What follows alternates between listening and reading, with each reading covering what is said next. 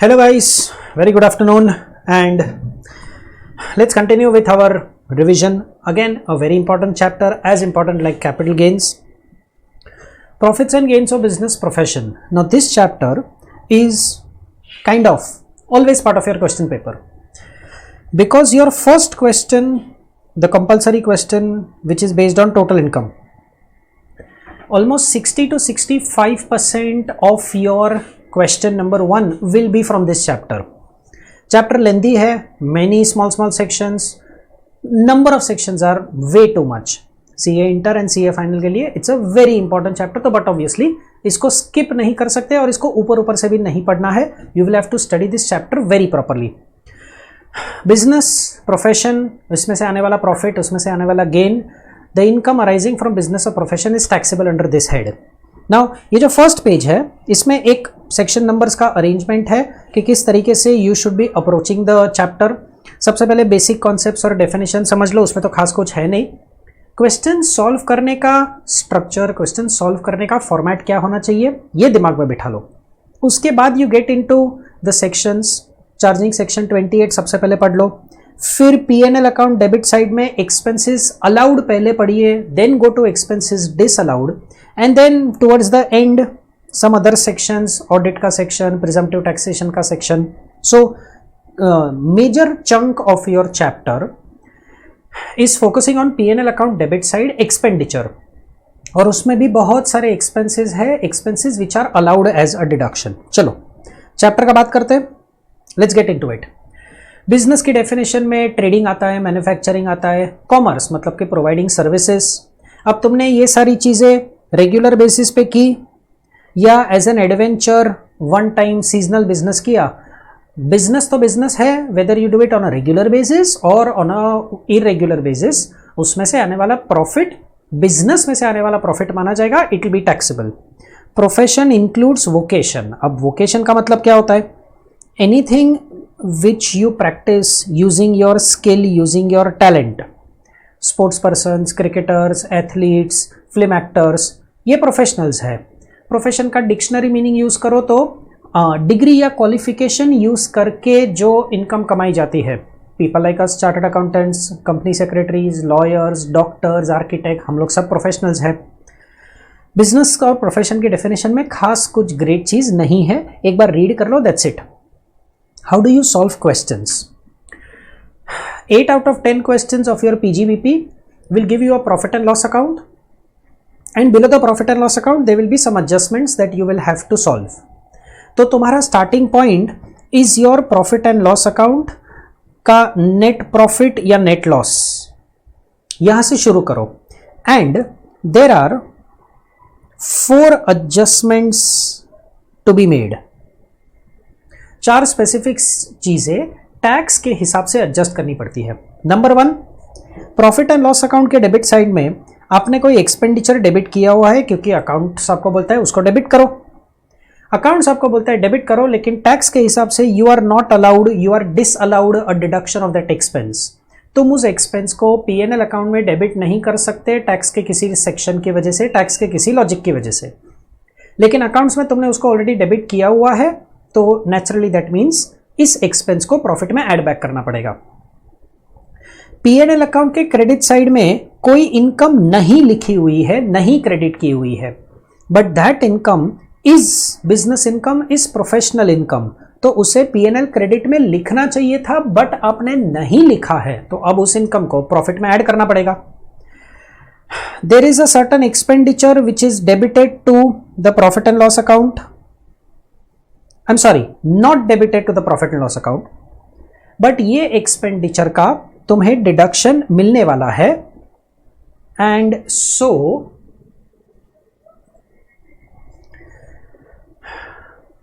There are few expenses which are not debited to P&L account, may be because accounting के हिसाब से आपने उसको डेबिट नहीं किया है, अकाउंटिंग रूल्स, अकाउंटिंग सिस्टम के हिसाब से, या फिर आप भूल गए डेबिट करना.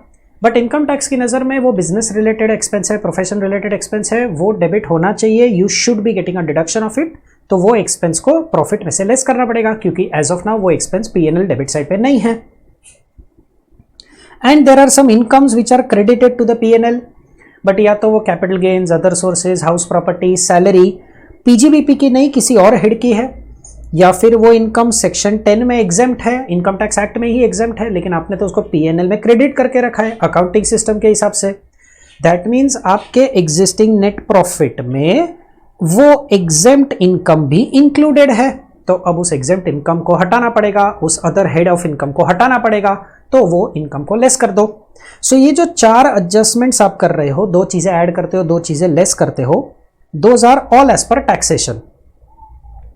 Then sometimes this is what happens, sometimes you get a receipt and payment account. This method is called as the direct method. It's like a cash bank account given to you. Receipt side पे business या profession से related incomes, other incomes, not just incomes but something like loan taken, something like gift received, वो सब receipt side पे लिखा होता है। Payment side पे business expenses, non business expenses, other heads के expense, personal expenses, capital expenses. अब आपको कैश बैंक अकाउंट दिया है और उसमें से आपको टैक्सेबल पीजीबीपी कैलकुलेट करना है। That means in very simple words आपको एक पीएनएल अकाउंट बनाना है from your receipt and payment account. बस एक चीज का ख्याल रखना है that the P&L account that we are now going to prepare is going to be as per tax and not as per accounts. मतलब receipt side में से वो इनकम्स जो सिर्फ और सिर्फ पीजीबीपी की इनकम्स है उसको कंसिडर करो। अदर हेड्स ऑफ इनकम, वो जो पैसा आया उसको अदर हेड्स में डाल दो। एक्सपेंसेस पेमेंट साइड में सिर्फ वही एक्सपेंसेस का डिडक्शन लो जो एक्सपेंसेस का डिडक्शन इनकम टैक्स एक्ट में मिलता है। अगर कोई एक्सपेंस आपके पेमेंट साइड पे दिखता है लेकिन वो डिसअलाउड कैटेगरी में आता है तो उसको माइनस ही मत करो क्योंकि उसका डिडक्शन वैसे भी नहीं मिलने वाला। जनरली ये डायरेक्ट मेथड का जब सम आता है ना तो the question tells you that the person is a professional और chartered accountant who is maintaining books on cash basis, a lawyer और a doctor who is maintaining books on cash basis, और इसलिए रिसीट एंड पेमेंट अकाउंट दिया जाता है। तो receipt and payment account आया तो थोड़ा सा थिंकिंग में चेंज करना पड़ेगा, थोड़ा सा ध्यान रखना पड़ेगा कि कौन सा आइटम आप रिसीट साइड से पिकअप करते हो, कौन सी आइटम आप पेमेंट साइड से पिकअप करते हो। You have to prepare a profit and loss account, but the profit and loss account has to be prepared as per tax rules. Okay, चलो अब sections का बात करते हैं। सबसे पहला section charging section 28. What is charging section 28? It gives you a list of incomes and list of incomes which are taxable under the head PGBP. Now the list of incomes which are taxable under the head PGBP get divided into two parts. Sorry, the list of incomes which are taxable under the head PGBP उसके दो effects हो सकते हैं। Sir मतलब imagine करो if these incomes are already credited to the P&L account. Income tax की नजर में are they taxable as PGBP income? Yes guys. क्या आपने उसको ऑलरेडी पीएनएल क्रेडिट में डाल के रखा है? यस। इसका मतलब there is no need to give any effect, कुछ नहीं करना है आपको सब में।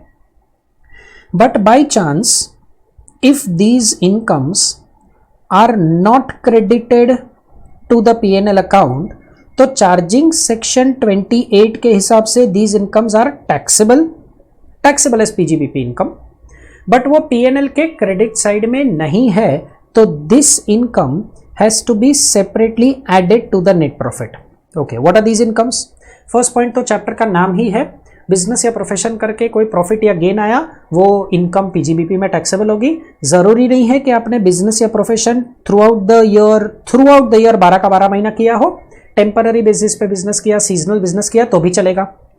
Any compensation that you are getting, क्योंकि आपका कोई बिजनेस कॉन्ट्रैक्ट टर्मिनेट हो गया, बंद हो गया या मॉडिफाई हो गया और उसकी वजह से आपको कुछ ना कुछ नुकसान हुआ तो उस नुकसान को कॉम्पेंसेट करने के लिए आपको कुछ पैसा मिला, that is also an income arising in the course of business और प्रोफेशन। ब्रीच ऑफ कॉन्ट्रैक्ट हो गया, कॉन्ट्रैक्ट के टर्म्स और कंडीशंस चेंज हो गए और उसकी वजह से तुमको कोई कॉम्पेंसेशन मिला तो ये बिजनेस इनकम हुई तुम्हारी। एनी बेनिफिट और any perquisite that you get in the course of business और प्रोफेशन। मूवी के प्रोड्यूसर ने मूवी के एक्टर को एक कार गिफ्ट दे दी, या मूवी के प्रोड्यूसर ने मूवी के एक्टर को एक हॉलिडे गिफ्ट दे दिया, या समझो मैन्युफैक्चरर ऑफ गुड्स ने होलसेलर को एक फॉरेन ट्रिप दे दिया as a gift. So any benefit और any perquisite in the course of business और प्रोफेशन, अब वो मॉनिटरी हो या इन काइंड हो, इन काइंड वाला गिफ्ट मनी में कन्वर्ट हो सकता है या नहीं हो सकता है, does not matter. It is a benefit और perquisite in the course of business profession, it has to be taxable. जब हम TDS का रिवीजन करेंगे तो हम देखेंगे कि ये बेनिफिट, ये परक्विजिट्स पे टैक्स डिडक्ट होता है under section 194R. As a partner from a partnership firm, if you get any interest, ये इंटरेस्ट तुम्हारे कैपिटल अकाउंट पे हो सकता है, ये इंटरेस्ट तुम्हारे करंट अकाउंट पे हो सकता है, ये इंटरेस्ट तुम्हारे लोन अकाउंट पे हो सकता है. Any interest on the money that you've invested in whatever form will be taxable for the partner. Any salary, bonus, commission और रेम्यूनरेशन, मतलब ये इनकम आपको आपके एफर्ट्स के लिए मिलती है. एज अ वर्किंग पार्टनर आपने जो एफर्ट्स डाला उसके लिए आपको सैलरी एज अ पार्टनर मिला. अब उसको सैलरी के तौर पे डेबिट करो, कमीशन लिखो, रेम्यूनरेशन लिखो, बोनस लिखो, कोई भी और नाम दे दो. एफर्ट्स का पैसा जो मिला that is taxable as PGBP income for the partner. Point to remember here is कि भाई इंटरेस्ट टैक्सेबल है, सैलरी टैक्सेबल है, सब कुछ टैक्सेबल नहीं है. मतलब as a partner if you get share of profit and that share of profit is as per your profit sharing ratio, तो ये share of profit section number 10 clause number 2A में partner के लिए exempt है. क्योंकि ये जो आपका शेयर ऑफ प्रॉफिट डिस्ट्रीब्यूट होता है, this profit is net profit after tax, not net profit before tax, net profit after tax है. मतलब पार्टनरशिप फर्म ने ऑलरेडी टैक्स भर दिया है, फिर पार्टनर को जो डिस्ट्रीब्यूट होगा उस पे टैक्स नहीं लगेगा. By this logic please also remember कि अगर शेयर ऑफ प्रॉफिट एग्जेम्प्ट है तो उसी पार्टनरशिप फर्म ने अगर लॉस सफर किया एंड एज अ पार्टनर आपको आपका लॉस का हिस्सा मिला, तो ये लॉस सेट ऑफ और कैरी फॉरवर्ड नहीं हो सकता. सेट ऑफ और कैरी फॉरवर्ड तो सिर्फ वही लॉस हो सकता है जिसका कॉरेस्पॉन्डिंग प्रॉफिट टैक्सेबल हो. अगर एक ट्रांजैक्शन करके प्रॉफिट आया और उस प्रॉफिट पे टैक्स भरना है तो उस ट्रांजैक्शन में से आने वाला loss set off carry forward कर सकते हो. यहाँ पे तो शेयर ऑफ प्रॉफिट एग्जेम्प्ट है, तो पार्टनर अगर शेयर ऑफ प्रॉफिट पे टैक्स नहीं भर रहा तो शेयर ऑफ लॉस वो सेट ऑफ या कैरी फॉरवर्ड नहीं कर सकता, इसको इग्नोर करना पड़ेगा. चलो सेक्शन 28 की फर्दर इनकम्स. कोई काम नहीं करने का, कोई एक्टिविटी नहीं करने के लिए आपको कोई पैसा मिला, then that amount is taxable as your business income. इसको एक वर्ड में नॉन कम्पीट फीस कहा जाता है. I am paying a certain amount to you to avoid competition with you, and मैं तुम पे एक रिस्ट्रिक्शन डाल रहा हूं कि ये पीरियड के लिए 1 साल, 2 साल, 5 साल के लिए ये वाला एक्टिविटी मत करना बिजनेस या प्रोफेशन से रिलेटेड. बिजनेस प्रोफेशन कर सकता है बट ये एक एक्टिविटी मत करना, मार्केटिंग एक्टिविटी मत करना या फिर मैन्युफैक्चरिंग एक्टिविटी मत करना. तू ये एक्टिविटी नहीं करेगा, मैं तुझे साल का X रुपीज दूंगा. नॉन कम्पीट, कंपटीशन अवॉइड करने के लिए मैंने जो पैसा दिया वो तेरी इनकम हो गई, that becomes taxable for you. इस पे सेक्शन 194J में टैक्स डिडक्ट होता है. जिस दिन मैंने मेरे इन्वेंट्री को, गुड्स को, स्टॉक इन ट्रेड को कैपिटल एसेट में कन्वर्ट किया, उस दिन का मेरा fair market value will be taxable for me as my business income. मेरे लिए कोई एक चीज स्टॉक इन ट्रेड थी और वो स्टॉक इन ट्रेड को मैंने अब अपने फिक्स्ड एसेट में कन्वर्ट कर दिया. वो फिक्स्ड एसेट मेरा पर्सनल फिक्स्ड एसेट भी हो सकता है, वो फिक्स्ड एसेट मेरा बिजनेस से रिलेटेड भी हो सकता है. वो फिक्स्ड एसेट कैपिटल एसेट की डेफिनेशन में फिट बैठता है. तो पहले वो मेरे लिए गुड्स था, अब वो गुड्स नहीं है, अब वो मेरे लिए फिक्स्ड एसेट बन गया. मैं एयर कंडीशनर गुड्स के तौर पे बेचता था, अब मैंने उसको अपने बिजनेस में इंस्टॉल कर दिया एज अ फिक्स्ड एसेट. मैं एक बिल्डर हूं, मेरे लिए land is stock in trade, अब मैंने उस लैंड को मेरा पर्सनल लैंड बना दिया एज अ कैपिटल एसेट. जिस दिन मैंने ये कन्वर्जन किया उस दिन का मेरा फेयर मार्केट वैल्यू जो है वो मेरा बिजनेस इनकम माना जाएगा, मुझे उस पर टैक्स भरना पड़ेगा. कीमैन इंश्योरेंस पॉलिसी में से मिलने वाला पैसा is taxable as business income. Keyman insurance policy में से जो पैसा मिलता है वो तो 3 हेड में टैक्सेबल होता है. एज अ एम्प्लॉयर अगर मुझे कीमैन इंश्योरेंस पॉलिसी का पैसा मिला then this chapter PGBP will apply, क्योंकि एज एन एम्प्लॉयर मैं बिजनेस कर रहा हूं. अगर कीमैन इंश्योरेंस पॉलिसी का पैसा एम्प्लॉई को मिला तो एम्प्लॉय के लिए सैलरी का हेड लगा. But if the person receiving is any other person, मतलब वो एम्प्लॉयर नहीं है, वो एम्प्लॉई भी नहीं है, then this will be taxable as income from other sources. Point 8, any sum received in cash और काइंड.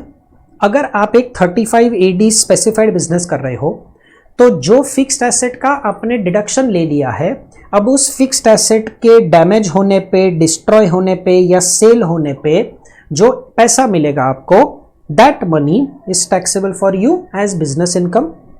ये पॉइंट हम सेक्शन 35 AD में वापस रिविजिट करेंगे. एक छोटा सा अमेंडमेंट आया. व्हाट डज द अमेंडमेंट से? इट सेज एक असेसी है जो प्रॉपर्टीज को रेंट पे देता है, बट ये उसका बिजनेस एक्टिविटी है. Now the moment you listen to the words property को रेंट पे देता है, दैट मीन्स तुम्हारा दिमाग बोलता है ये तो हाउस प्रॉपर्टी इनकम हो गई, but it is your business to give it on rent. तो सुप्रीम कोर्ट के 2 जजमेंट्स है which tell you कि if you pursue this as a business activity giving properties on rent, then the head of income is PGBP. अब इन्होंने amendment क्या introduce किया है? अगर आप रेसिडेंशियल प्रॉपर्टीज को लेट आउट करने का बिजनेस करते हो तो वो PGBP के हेड में टैक्सेबल नहीं होने वाली. It will always be taxable as income from house property. मतलब रेसिडेंशियल प्रॉपर्टीज को रेंट पे देने का बिजनेस अब तक PGBP में टैक्स होता था, अब से हाउस प्रॉपर्टी में टैक्स होगा, but the word used is residential.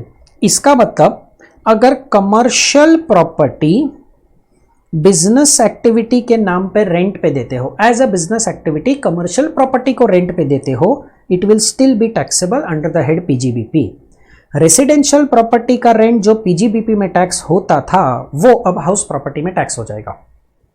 चलो, expenses which are allowed as a deduction. बड़ा सा रेंज ऑफ सेक्शन 30 से लेके 37(1). Some sections are very easy, hardly कुछ करना पड़ेगा. ये जो सारे एक्सपेंसेस है, अगर ये एक्सपेंसेस ऑलरेडी आपके प्रॉफिट एंड लॉस अकाउंट में डेबिट किए हुए हैं तो इनकम टैक्स की नज़र में आपको डिडक्शन मिलने वाला है. एंड अकाउंट्स में आपने ऑलरेडी इसको P&L में डेबिट करके रखा है, तो सम सॉल्व करते वक्त कुछ करने की जरूरत नहीं है.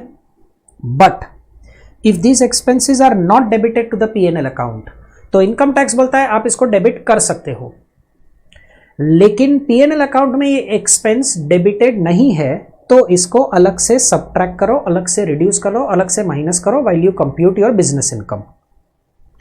Section 30 very simple. बिल्डिंग मतलब कि कोई परमानेंट स्ट्रक्चर बिजनेस पर्पस के लिए यूज हो रहा है, उसके लिए अगर आपने रेंट पे किया, प्रॉपर्टी टैक्स पे किया, municipal taxes that is, repair का खर्चा किया, इंश्योरेंस प्रीमियम पे किया, ये सारे बिजनेस एक्सपेंसेस है और ये बिजनेस एक्सपेंसेस का डिडक्शन मिल जाएगा, क्योंकि at the end of the day अगर आप इस एक्सपेंसेस का लिस्ट देखो, ये सारे रेवेन्यू एक्सपेंसेस है, P&L अकाउंट में डेबिट नॉर्मली होने चाहिए और उसका डिडक्शन मिलेगा. सेक्शन 31 टेल्स यू मशीनरी है, प्लांट है, फर्नीचर है, जो बिजनेस पर्पस के लिए यूज होता है, उसको रिपेयर करने के लिए खर्चा किया, उसके इंश्योरेंस प्रीमियम का खर्चा किया, तो ये रिपेयर और ये इंश्योरेंस प्रीमियम का खर्चा भी बिजनेस एक्सपेंस है, उसका डिडक्शन मिलना चाहिए. सेक्शन 31 के हिसाब से आपको डिडक्शन मिल जाएगा. Okay, coming to the all important section, section number 32 depreciation. Depreciation income tax में ब्लॉक वाइज कैलकुलेट होता है. ब्लॉक ऑफ एसेट्स में there are 4 blocks which are tangible. Building, machinery, plant, machinery और प्लांट अलग अलग block माने जाते हैं, एंड फर्नीचर. बिल्डिंग मतलब परमानेंट स्ट्रक्चर, मशीनरी मतलब कोई भी ऐसा फिक्स्ड एसेट जिसमें से गुड्स मैन्युफैक्चर होता है, furniture the way we understand furniture, sofa, cupboards, chairs, tables. Plant मतलब एक ऐसा ब्लॉक है which talks about any fixed asset which is required for business, but मैं इस फिक्स्ड एसेट को किसी और ब्लॉक में क्लासिफाई नहीं कर सकता, तो वो प्लांट में कवर होगा. Air conditioner is covered in plant, computer systems are covered as plant, printers are covered as plant, motor car, motor trucks, ships, aeroplanes, doctor के पास जो मेडिकल इक्विपमेंट्स है, ये सब कुछ प्लांट की डेफिनेशन में कवर होते हैं. एक ऐसा फिक्स्ड एसेट जो बिजनेस के लिए चाहिए, बट मैं उसको building, furniture, machinery, intangible assets में कवर नहीं कर सकता, तो वो प्लांट में कवर होगा। Intangible assets, know how, patent, copyright, trademark, licences, franchises, any other business और commercial right of a similar nature, but it does not include goodwill of a business और profession. Goodwill of a business और profession block of asset में included नहीं है, मतलब depreciation under section 32 नहीं calculate होगा on goodwill that you record in your books as purchase goodwill. Goodwill पे depreciation calculate नहीं होता, हुआ करता था, बट देन अब उसको ब्लॉक में से निकाल दिया है। Okay, conditions to claim depreciation as a deduction. Depreciation आपका एक्सपेंस तभी माना जाएगा अगर आप ओनर हो एसेट के। When the section says owner, it means you could be the full owner of the asset और the part owner. You may be the 100% owner of the asset, तुमने वो एसेट अकेले खरीदा है, या तुमने और किसी और ने मिल के ये एसेट खरीदा है, and both of you are sharing the asset for your business purposes, then you are the partial owner, fractional owner. Owner की डेफिनेशन में वो भी कवर हो जाता है। The asset should be used for the purpose of business और profession. Obviously अगर asset personal purpose के लिए यूज होगा तो उस एसेट का डेप्रीसिएशन कैलकुलेट नहीं होगा, उस डेप्रीसिएशन का डिडक्शन नहीं मिलने वाला, वो बिजनेस या प्रोफेशन से रिलेटेड एसेट होना चाहिए। The asset should be put to use during the previous year. यहाँ पे they are saying that when we say asset should be put to use, this put to use covers active use also, this put to use covers passive use also। मतलब asset which is ready to use, passive use, लेकिन तुमने उसको actually चालू नहीं किया है, actually use नहीं किया है, वो भी इनकम टैक्स की नज़र में put to use माना जाएगा।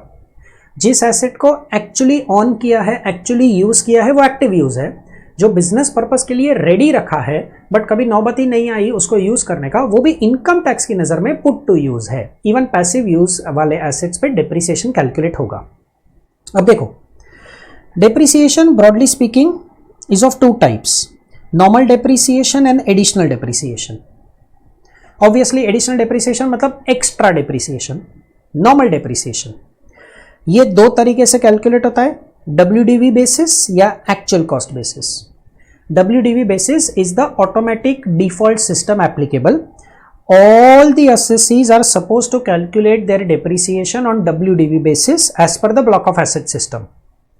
But if you are a certain category of assessee, मतलब if you are into power generation या फिर you are into power generation and power distribution, तो तुम्हें एक ऑप्शन दिया जाता है कि WDV वाला सिस्टम जो वैसे भी तुमको तो अप्लाई होता ही है उसको फॉलो करो, या फिर चाहो तो actual cost of the asset उस पे डेप्रीसिएशन कैलकुलेट करो। दोनों मेथड्स, WDV मेथड या एक्चुअल कॉस्ट मेथड, उसके रेट ऑफ डेप्रीसिएशन ऑब्वियसली अलग अलग है। तुम्हें एग्जामिनेशन पर्पसेस सिर्फ WDV वाले रेट्स ऑफ डेप्रीसिएशन याद करके जाने हैं। पावर सेक्टर के लिए एक ऑप्शन आ गया, सबकी तरह WDV बेसिस पे डेप्रीसिएशन काउंट करो, या फिर तुम चाहो तो एक्चुअल कॉस्ट के बेसिस पे डेप्रीसिएशन कैलकुलेट कर सकते हो। अब वो एक्चुअल कॉस्ट ब्लॉक का नहीं होता, एक्चुअल कॉस्ट एसेट का होता है, तो डेप्रीसिएशन एसेट वाइज हो गया, लेकिन एसेट वाइज बट सेक्शन 32 के रूल्स फॉलो करने पड़ेंगे। Will discuss more on this in some time. Additional depreciation, additional depreciation का डिडक्शन किन किन लोगों को मिलता है? तो एक मैन्युफैक्चरर को मिलता है, दूसरा जो पावर जनरेशन या पावर जनरेशन एंड डिस्ट्रीब्यूशन में है, ये लोगों ने अपना नॉर्मल डेप्रीसिएशन WDV बेसिस पे कैलकुलेट किया है, तो they are entitled to additional depreciation.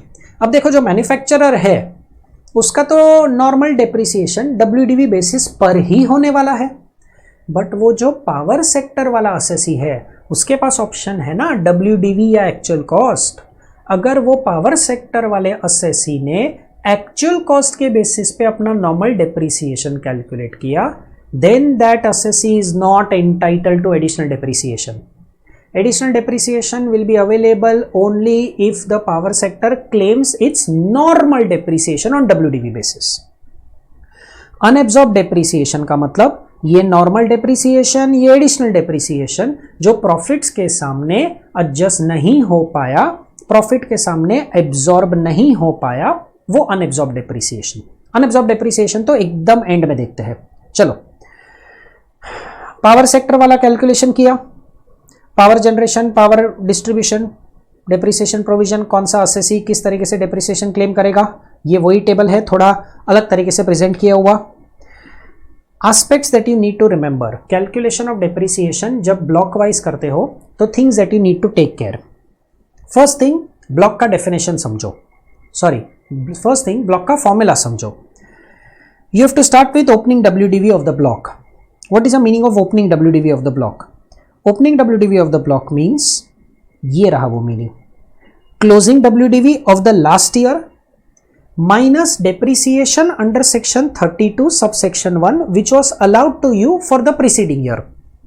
Last year का क्लोजिंग माइनस लास्ट ईयर का डेप्रिसिएशन कितना डिडक्शन मिला था वो करंट ईयर का ओपनिंग बन जाएगा। Add actual cost of asset that is acquired during the previous year. Actual cost मतलब सेक्शन नंबर 43 सबसेक्शन 1 में जो डिफाइन किया, 43 सबसेक्शन 1 में डेफिनेशन के बाद बहुत सारे एक्सप्लेनेशंस भी है, तो वो सारे एक्सप्लेनेशंस भी कंसिडर करो। उस ब्लॉक में आने वाले जितने भी एसेट्स आपने अक्वायर किए उसका actual cost as per section 43(1) कितना आता है वो अमाउंट ऐड करो, less sale proceeds, insurance claim, scrap value, जो पैसा मिला उस एसेट को बेचकर या उस एसेट के डैमेज पर जो पैसा इनफ्लो हुआ वो अमाउंट आप माइनस करो। Now the amount remaining, this D amount is your closing WDV. This closing WDV is your base amount for calculating depreciation। हमेशा एक चीज याद रखना, जब ब्लॉक ऑफ एसेट्स कैलकुलेट करो तो डी अमाउंट जो है ना आपका base amount is after adding B amount actual cost and after subtracting C amount sale proceeds, insurance claim. So FIFO system use करना, sale proceeds, insurance claim, scrap value सबसे पहले opening WDV के सामने adjust होगा। सबसे पहले वो opening WDV के सामने एडजस्ट होगा। उसके बाद अगर कोई सेल प्रोसीड्स बच गया, ओपनिंग पूरा वाइप ऑफ हो गया, ओपनिंग पूरा एडजस्ट हो गया, उसके बाद भी सेल का पैसा बचा, देन आपके ब्लॉक में आपके पास सिर्फ एक्चुअल कॉस्ट वाली अमाउंट बची है, तो सेकंड प्रायोरिटी के तौर पे इस सेल प्रोसीड को एक्चुअल कॉस्ट में से लेस करना।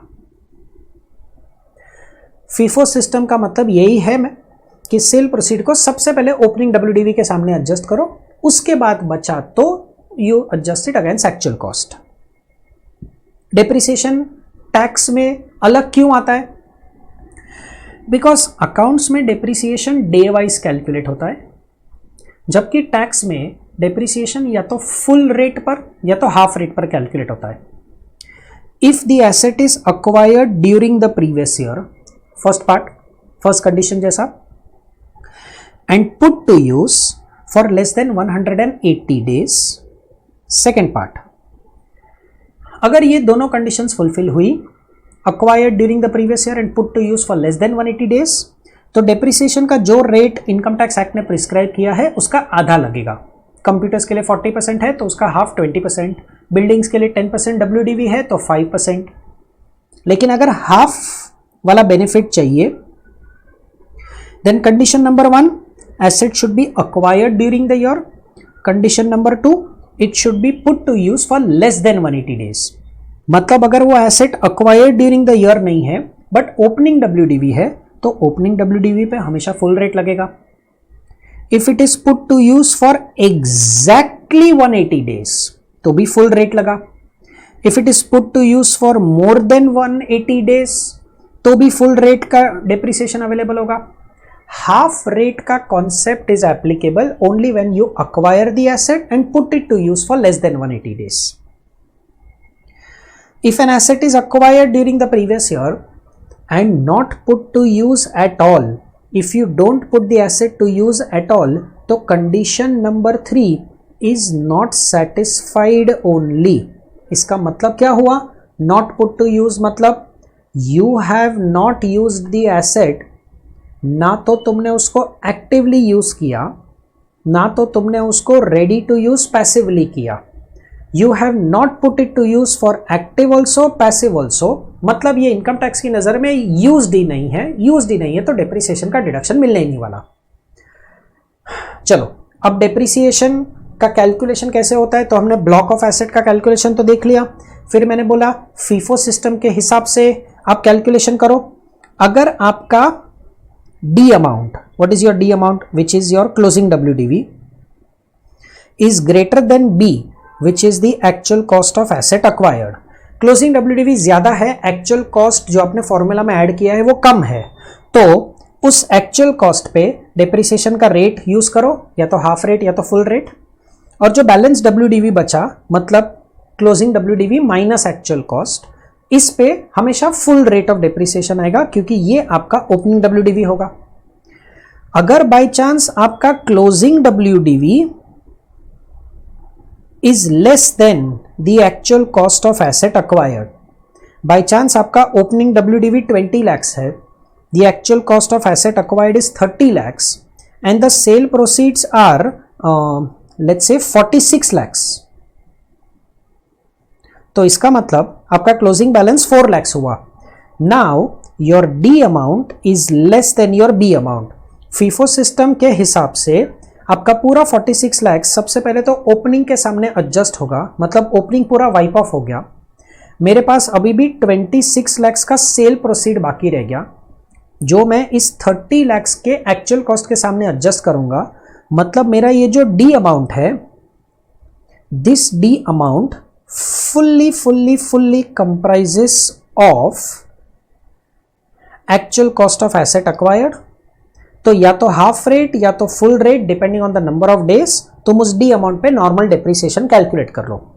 If you are entitled to additional depreciation, तो additional depreciation is calculated on actual cost. अगर आप ध्यान से देखो मैंने क्या लिखा, it is calculated on actual cost.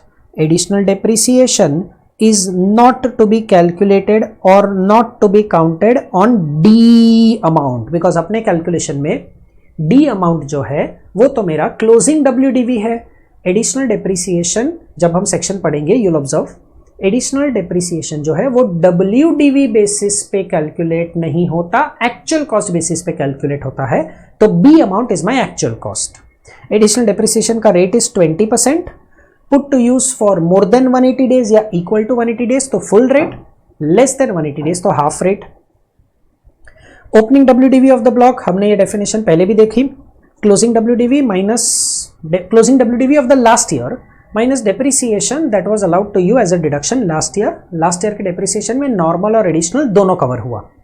अब ये जो ब्लॉक ऑफ एसेट वाला डेप्रिसिएशन होगा, ये सिस्टम तो टैक्स की सिस्टम है, मतलब depreciation under section 32(1) this is not debited to the P&L account.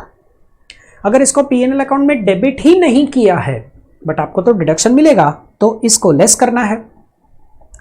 जबकि P&L अकाउंट में आपने जो डेबिट किया होगा, this will be your actual depreciation as per books, तो उसको एड बैक कर दो, क्योंकि इस एक्सपेंस का आपको डिडक्शन नहीं मिलने वाला, ये तो अकाउंटिंग डेप्रिसिएशन है, आपको डिडक्शन मिलने वाला है टैक्स वाले डेप्रिसिएशन का।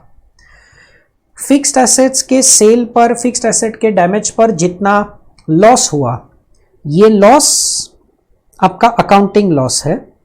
It is loss on sale of individual assets. एक ब्लॉक में 50 एसेट है, उसमें से 10 एसेट बेचकर जो प्रॉफिट आया, वो 10 एसेट इंडिविजुअल एसेट्स का लॉस या इंडिविजुअल एसेट्स का प्रॉफिट है, वो अकाउंट्स में रिकॉग्नाइज होता है।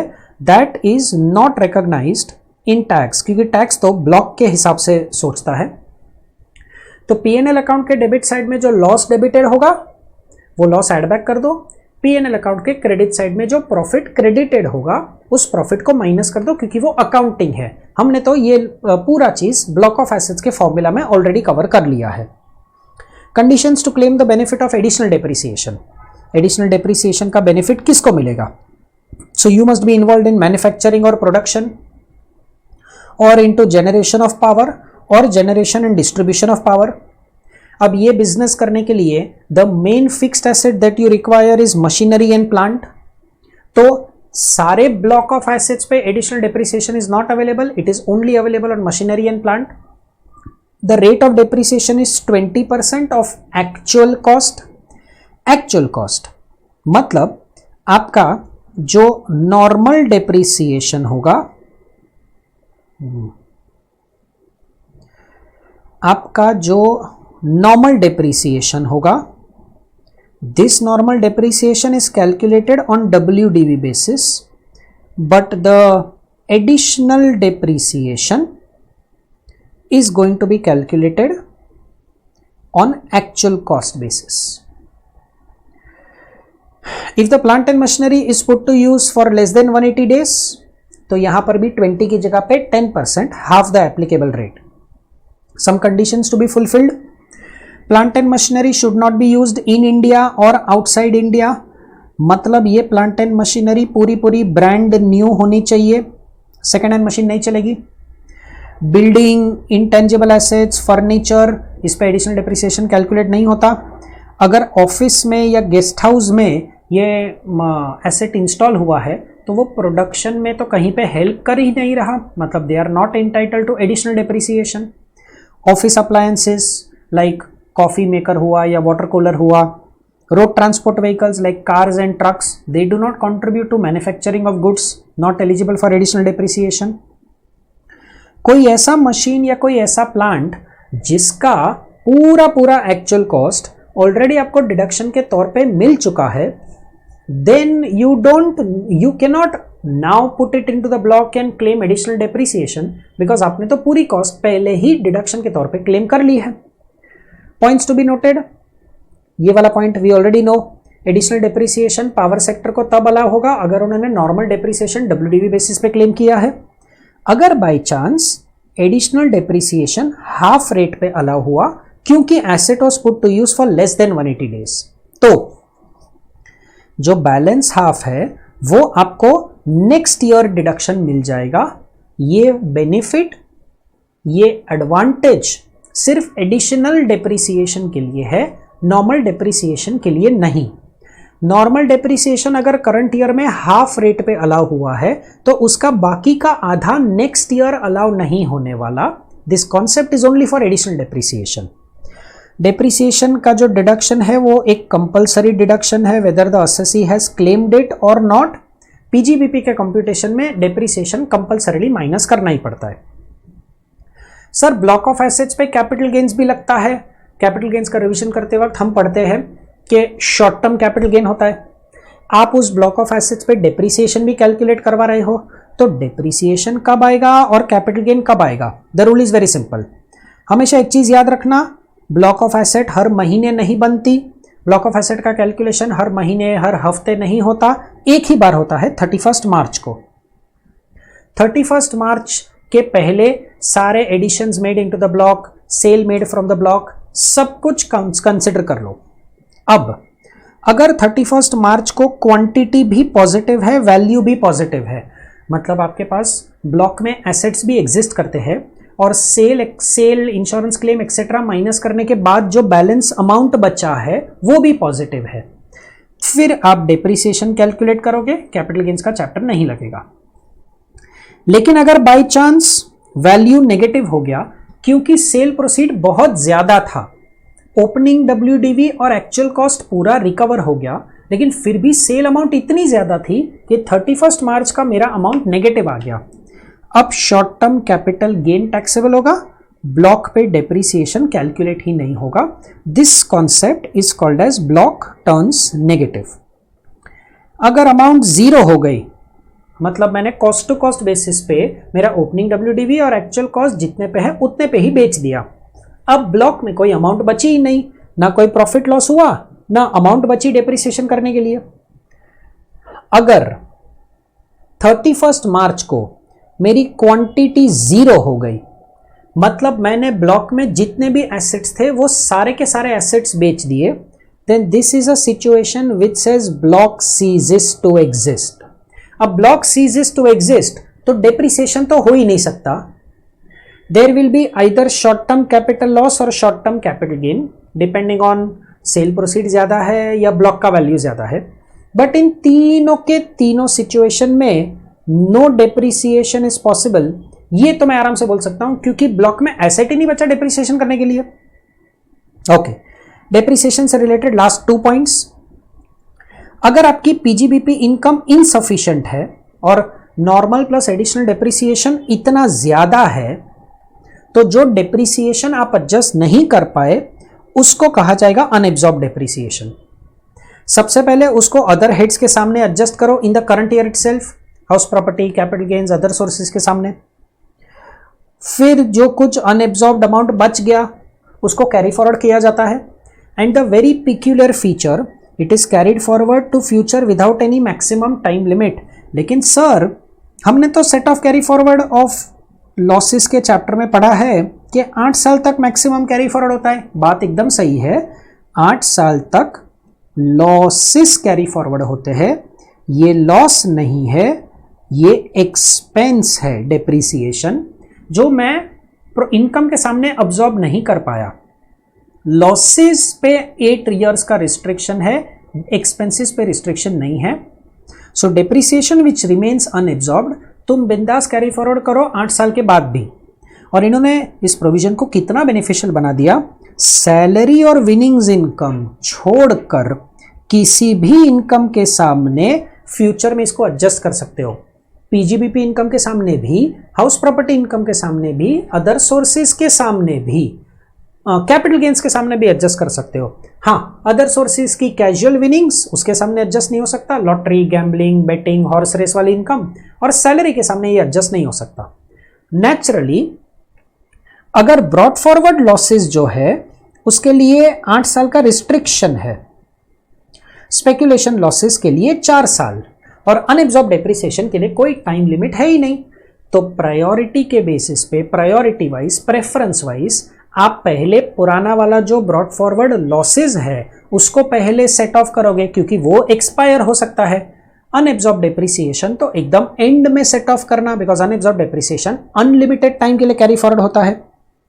लास्ट पॉइंट, अपना section number 115 BAC default tax regime. 115 BAC default tax regime tells you कि अगर तुम डिफॉल्ट टैक्स रिजीम में टैक्स पे कर रहे हो, एडिशनल डेप्रिसिएशन का डिडक्शन नहीं ले सकते, नॉर्मल डेप्रिसिएशन का डिडक्शन ले लो, उसमें कोई दिक्कत नहीं है। एडिशनल डेप्रिसिएशन का डिडक्शन पॉसिबल नहीं है। Any brought forward unabsorbed depreciation जिसमें एडिशनल डेप्रिसिएशन का कंपोनेंट है वो सेट ऑफ नहीं कर सकते। हाँ, नॉर्मल डेप्रिसिएशन का डिडक्शन भी ले सकते हो, नॉर्मल डेप्रिसिएशन का अनएब्जॉर्ब्ड अमाउंट कैरी फॉरवर्ड भी कर सकते हो। बहुत बड़ा टॉपिक डेप्रिसिएशन, एकदम super fast rapid fire revision करना हो तो ब्लॉक ऑफ एसेट के बेस पे डेप्रिसिएशन कैलकुलेट होता है। टेंजिबल ब्लॉक में बिल्डिंग, मशीनरी, प्लांट, फर्नीचर आता है। इनटेंजिबल ब्लॉक में patent, trademark, copyright, licence, franchises आता है, लेकिन उसमें गुडविल नहीं आता।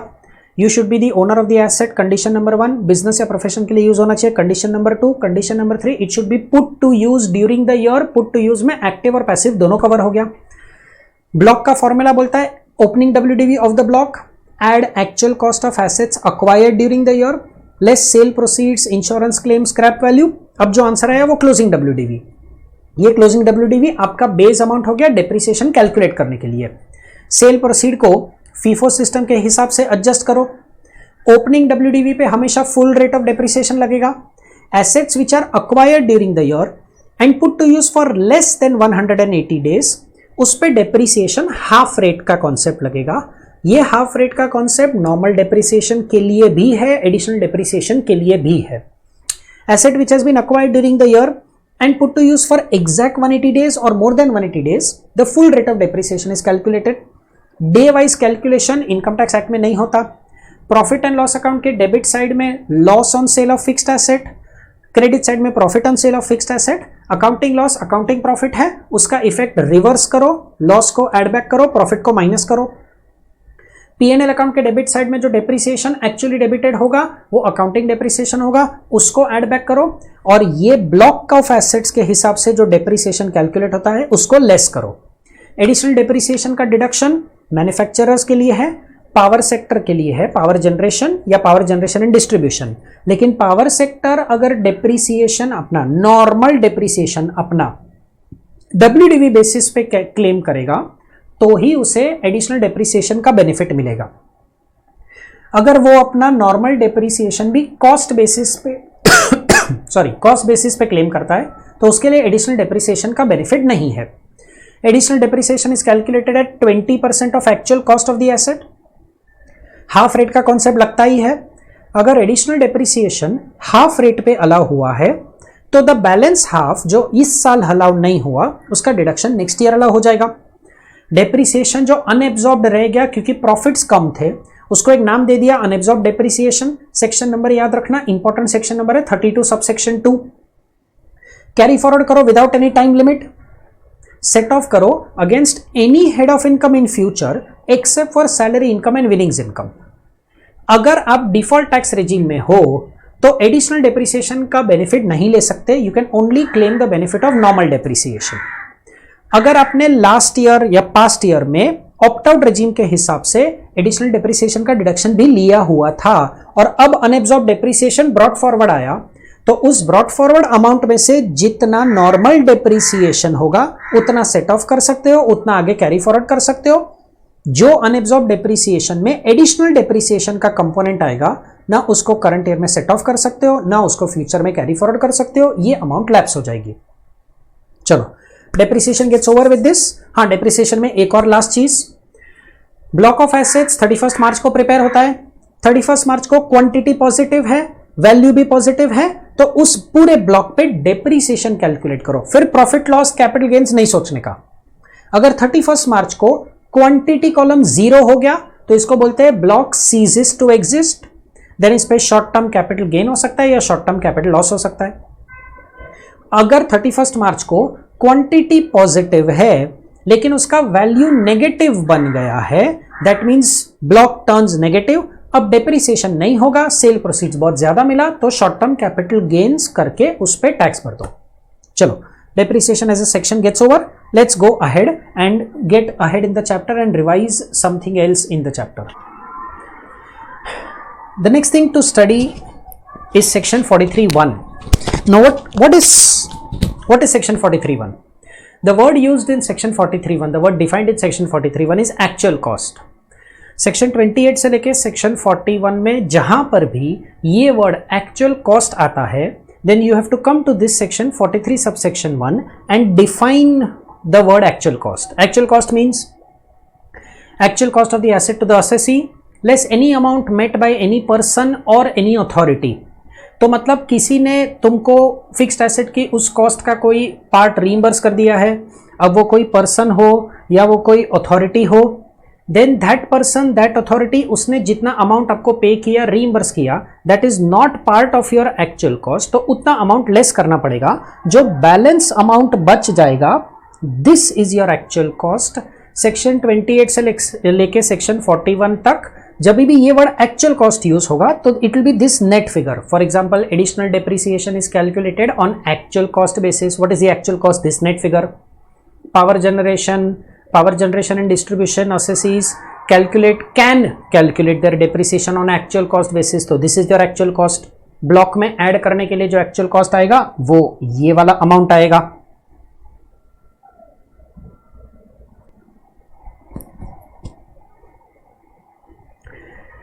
Then the next thing to understand, बहुत बार एग्जाम्स में ये एडजस्टमेंट पूछा जा सकता है, प्रीटी इंपॉर्टेंट। अगर तुम्हारे एसेट का कॉस्ट 10,000 रुपीज से ज्यादा है and for that the payment that is being made on a single day is greater then 10,000 and the mode of payment is prescribed modes. अब इनकम टैक्स एक्ट में जब भी ये मोड्स ऑफ पेमेंट यूज हुए ना, तो मैंने इस पूरे बुक में ये वर्ड यूज कर लिया प्रिस्क्राइब्ड मोड। अकाउंट पे चेक, अकाउंट पे bank draft, electronic clearing system and modes prescribed by rule 6 ABBA. Now what are the modes prescribed by rule 6 ABBA? Credit card is covered, debit card is covered, internet banking is covered, UPI payments are covered, NEFT, RTGS, IMPS।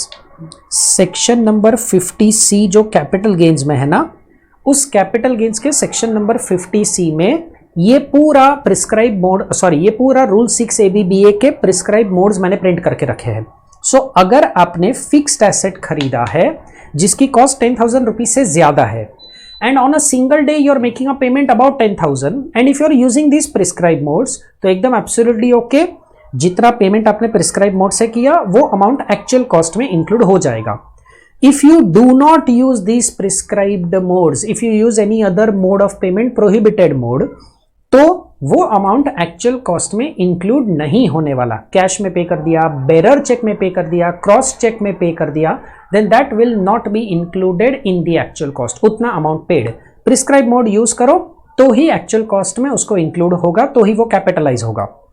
अच्छा, इसका interpretation, इसका मतलब ये भी निकल के आएगा that if the expenditure is below 10,000 या एग्जैक्टली इक्वल टू 10,000 तो मोड ऑफ पेमेंट कुछ भी होने दो, कोई टेंशन नहीं है. अपने को प्रिस्क्राइब्ड मोड्स फॉलो करना पड़ेगा. क्यों? अगर तुम्हारा payment is more than 10,000 on a single day and the fixed asset is about 10,000, तो तुमने 8,000 रुपए का प्रिंटर खरीदा और कैश में खरीद लिया, कोई बात नहीं, पूरा 8,000 will be included as actual cost. अगर तुमने 35,000 का कोई एसेट खरीदा लेकिन on a single day cash में या बेरर चेक में 8,000 रुपीज पे कर दिया, तो सिंगल डे का पेमेंट लेस देन 10,000 है तो चलेगा. दैट मीन्स क्यूमुलेटिवली ये तीनों की तीनों कंडीशन सेटिस्फाई होनी चाहिए. Only then that payment will be included in actual cost, अगर प्रिस्क्राइब मोड है तो. Okay, then there are some explanations given to section number 43(1). अगर ये सारे सिचुएशन, ये सारे सर्कमस्टेंसेस हुए तो what will you take as actual cost? That is what is prescribed. Scientific research के लिए हमने कोई फिक्स्ड एसेट खरीदा था, उसका हमको सेक्शन 35 में डिडक्शन मिल गया था, तो डिडक्शन मिलने के बाद कितना बैलेंस अमाउंट बच गया, this amount will be treated as actual cost. Stock in trade था जो हमने कैपिटल एसेट फिक्स्ड एसेट में कन्वर्ट किया, तो जिस दिन उसको कन्वर्ट किया उस दिन का fair market value will be treated as your actual cost. इसका मतलब अगर आपको याद हो, ये जो फेयर मार्केट वैल्यू है this is treated as income under section 28, charging section 28 में पीजीबीपी में ये इनकम के तौर पे लिखा हुआ है. मतलब in terms of journal entry मैं कुछ ऐसा बोल सकता हूं कि उस एफएमवी को तुम इनकम मान लो तो क्रेडिट होगा, और डेबिट क्या होगा? डेबिट होगा फिक्स्ड एसेट अकाउंट. तो ये तुम्हारा एंट्री फेयर मार्केट वैल्यू पे होना चाहिए. इसका मतलब गाइज अगर तुम सोचो तुमने फिक्स्ड एसेट अकाउंट में मार्केट वैल्यू कैपिटलाइज किया ना, दैट मीन्स उस एसेट की कॉस्ट अब मार्केट वैल्यू ली जाएगी. अगर एसेट गिफ्ट में मिला है या इनहेरिटेंस विल में मिला है तो प्रीवियस ओनर जिसने आपको गिफ्ट दिया या जिसने विल के थ्रू आपको ट्रांसफर किया उसका एक्चुअल कॉस्ट स्टार्टिंग पॉइंट ले लो, और ऐसा अज्यूम करो कि अगर उस बंदे ने ये फिक्स्ड एसेट, उस प्रीवियस ओनर ने ये फिक्स्ड एसेट बिजनेस में यूज किया होता तो अब तक कितना डिप्रिसिएशन का डिडक्शन मिलता उसको, वो सारा डिप्रिसिएशन माइनस करो. अब ये जो बैलेंस अमाउंट बच गया, as the assessee you will take this balance amount as your actual cost. Block of asset में ये नेट अमाउंट जो बचेगा उसको कैपिटलाइज करोगे. पर्सनल बिल्डिंग लिखा, याद रखना बिल्डिंग है, पर्सनल एसेट नहीं लिखा है. पर्सनल बिल्डिंग था, अब तक पर्सनल पर्पस के लिए यूज कर रहे थे, अब उसको तुमने बिजनेस में यूज किया, तो the actual cost of the building minus depreciation that would have been allowed if the building has been used for business और profession since the date of acquisition. तो मैंने जब बिल्डिंग खरीदा था तब से लेके आज तक मैंने उसको पर्सनल पर्पस के लिए यूज किया. अब इमेजिन करो कि अगर उसको बिजनेस के लिए यूज करता तो कॉस्ट जब इनकर की थी minus depreciation for all these years. In simple words आज का ओपनिंग WDV क्या होता, वो जो आज का ओपनिंग WDV आता उसी को अब एक्चुअल कॉस्ट मान के उसको आप कैपिटलाइज कर दो. But this explanation is only applicable to building. Computer हुआ, फर्नीचर हुआ, वो पर्सनल है, वो पर्सनल कंप्यूटर, पर्सनल फर्नीचर अगर आपने बिजनेस में इंट्रोड्यूस किया तो ये एक्सप्लेनेशन नंबर 5 अप्लाई नहीं होगा. फिर सेक्शन 43(1) जो ओरिजिनल सेक्शन है वो ही अप्लाई होगा. And as per that original section जितना कॉस्ट आपने इनकर किया था उसको अक्वायर करने के लिए वो ही तुम कैपिटलाइज कर सकते हो. Interest on borrowed capital for acquisition of an asset up to the date the asset is put to use. ये तो अकाउंटिंग स्टैंडर्ड में भी आप करते हो. Up to the date the asset is put to use, उस interest को हम कैपिटल एक्सपेंडिचर मानेंगे और उसको एक्चुअल कॉस्ट में इंक्लूड करेंगे. After the date the asset is put to use, वो अमाउंट रेवेन्यू एक्सपेंस, वो इंटरेस्ट रेवेन्यू एक्सपेंस माना जाएगा एंड सेक्शन 36(1)(3) में आपको डिडक्शन मिल जाएगा। इनपुट टैक्स क्रेडिट, अगर आपने फिक्स्ड एसेट पे जीएसटी पे किया है तो उस जीएसटी पेड का जीएसटी कानून के हिसाब से आपको इनपुट टैक्स क्रेडिट मिलने वाला है। तो जीएसटी लॉ में आपने वो बेनिफिट ले लिया है, जितना इनपुट टैक्स क्रेडिट क्लेम किया है उसको माइनस करो, उसके बाद जो अमाउंट बच जाती है, what does that mean, this is the amount excluding GST, इसी को आप एक्चुअल कॉस्ट बोल सकते हो, इसी को आप ब्लॉक में कैपिटलाइज कर सकते हो। अगर एक फिक्स्ड एसेट से रिलेटेड कोई सब्सिडी मिला गवर्नमेंट से, ग्रांट मिला, रीइंबर्समेंट मिला, and if it is for a specific fixed asset, ये वाली मशीनरी खरीदे और उसके लिए सब्सिडी मिला, तो डायरेक्टली उस सब्सिडी को उस मशीनरी के कॉस्ट में से लेस कर दो। But if it is a general subsidy, machine, property, furniture, मतलब मशीन, फैक्ट्री, बिल्डिंग, फर्नीचर, तीनों के एसेट्स, 3 एसेट्स का कंबाइंड कॉस्ट लेकर फिर सब्सिडी कैलकुलेट हुआ, तो प्रोपोर्शनेट बेसिस पे हर एक एसेट में से वो उसकी रिस्पेक्टिव सब्सिडी प्रोपोर्शनेटली कैलकुलेट करके माइनस करो, जो नेट अमाउंट बच जाता है after subsidy, that will be treated as your actual cost, the net amount. हाँ, इसका मतलब मैं एक और चीज लिख सकता हूं, if this subsidy is for a cost of a capital asset, it is treated as a capital receipt, मतलब this subsidy is not going to be taxable as your income, इसको इनकम के तौर पे टैक्स नहीं करना है, इसको fixed asset की कॉस्ट में से लेस कर देनी है। ओके, 43(1) में लास्ट 2 चीजें, एक नॉन रेजिडेंट है या एक फॉरेन कंपनी है, उसने अपने कंट्री से आउटसाइड इंडिया कोई एसेट अक्वायर किया और फिर उस एसेट को इंडिया में इंट्रोड्यूस किया फॉर बिजनेस। तो जब उसने अक्वायर किया था वो कॉस्ट, ओरिजिनल कॉस्ट ले लो, एंड अगर तभी से अक्वायर किया था, तभी से लेकर उसको बिजनेस में यूज किया होता तो इंडिया में कितना डेप्रिसिएशन अलाउ होता, वो डेप्रिसिएशन माइनस कर लो, और आज का जो नेट WDV बचता है उस नेट WDV को एक्चुअल कॉस्ट मान लो और उसको ब्लॉक में कैपिटलाइज कर लो। If an asset is an asset जिसके लिए तुमको सेक्शन 35AD का डिडक्शन मिला है, तो the actual cost of that asset is 0, क्योंकि तुमने तो पूरा राइट ऑफ कर दिया है। लेकिन सेक्शन 35AD में एक लॉक इन पीरियड का कॉन्सेप्ट है, you have to use the asset for the specified business for a span of 8 years। 8 साल के बाद तुम उसको स्पेसिफाइड बिजनेस से विड्रॉ करके पर्सनल पर्पस के लिए यूज कर लो, चलेगा, किसी और बिजनेस में ट्रांसफर कर लो, शिफ्ट कर लो, चलेगा, लेकिन ड्यूरिंग 8 years नहीं कर सकते। अगर तुमने किया तो स्पेसिफाइड बिजनेस के प्रॉफिट्स में कुछ ऐड हो जाएगा, और उसको अगर रेगुलर बिजनेस में शिफ्ट किया है तो actual cost of the asset जब आपने खरीदा था minus depreciation on that asset as if that asset was in the block from the beginning. So मैंने जब एसेट खरीदा था तब उसको स्पेसिफाइड बिजनेस में यूज किया था, 4 साल तक उसको स्पेसिफाइड बिजनेस में यूज कर दिया, 5th ईयर मैंने उसको रेगुलर बिजनेस में ट्रांसफर कर दिया। अब मेरा लॉक इन वायलेट हो गया, तो मैंने जब एसेट खरीदा था वो एक्चुअल कॉस्ट शुरू करो, माइनस एक्चुअल कॉस्ट से स्टार्ट करो, माइनस वो 4 साल का डेप्रिसिएशन। मान के चलो कि अगर ये फिक्स्ड एसेट ब्लॉक में होता तो कितना डेप्रिसिएशन माइनस करते, वो 4 साल का डेप्रिसिएशन माइनस करो। अब जो बैलेंस अमाउंट बचा इसको तुम एक्चुअल कॉस्ट मान के अपने नॉर्मल बिजनेस के ब्लॉक में कैपिटलाइज कर दो। चलो, actual cost gets over. Section number 35D, amortisation of preliminary expenses, 280 इसको डिडक्शन मिलता है। Indian company and a resident person but not a company, which means Indian company को डिडक्शन मिलता है। अगर आप कंपनी नहीं हो और कोई रेजिडेंट हो, resident individual, resident HUF, resident partnership firm, तो you are covered by this section. इसका मतलब इंटरप्रिटेशन करके फॉरेन कंपनीज को ये डिडक्शन कभी नहीं मिलने वाला, even if they are a resident of India. Deduction किस चीज का मिलेगा? प्रिलिमिनरी एक्सपेंस का डिडक्शन नहीं मिलता, एलिजिबल अमाउंट का डिडक्शन मिलता है। सर ये एलिजिबल अमाउंट मतलब क्या?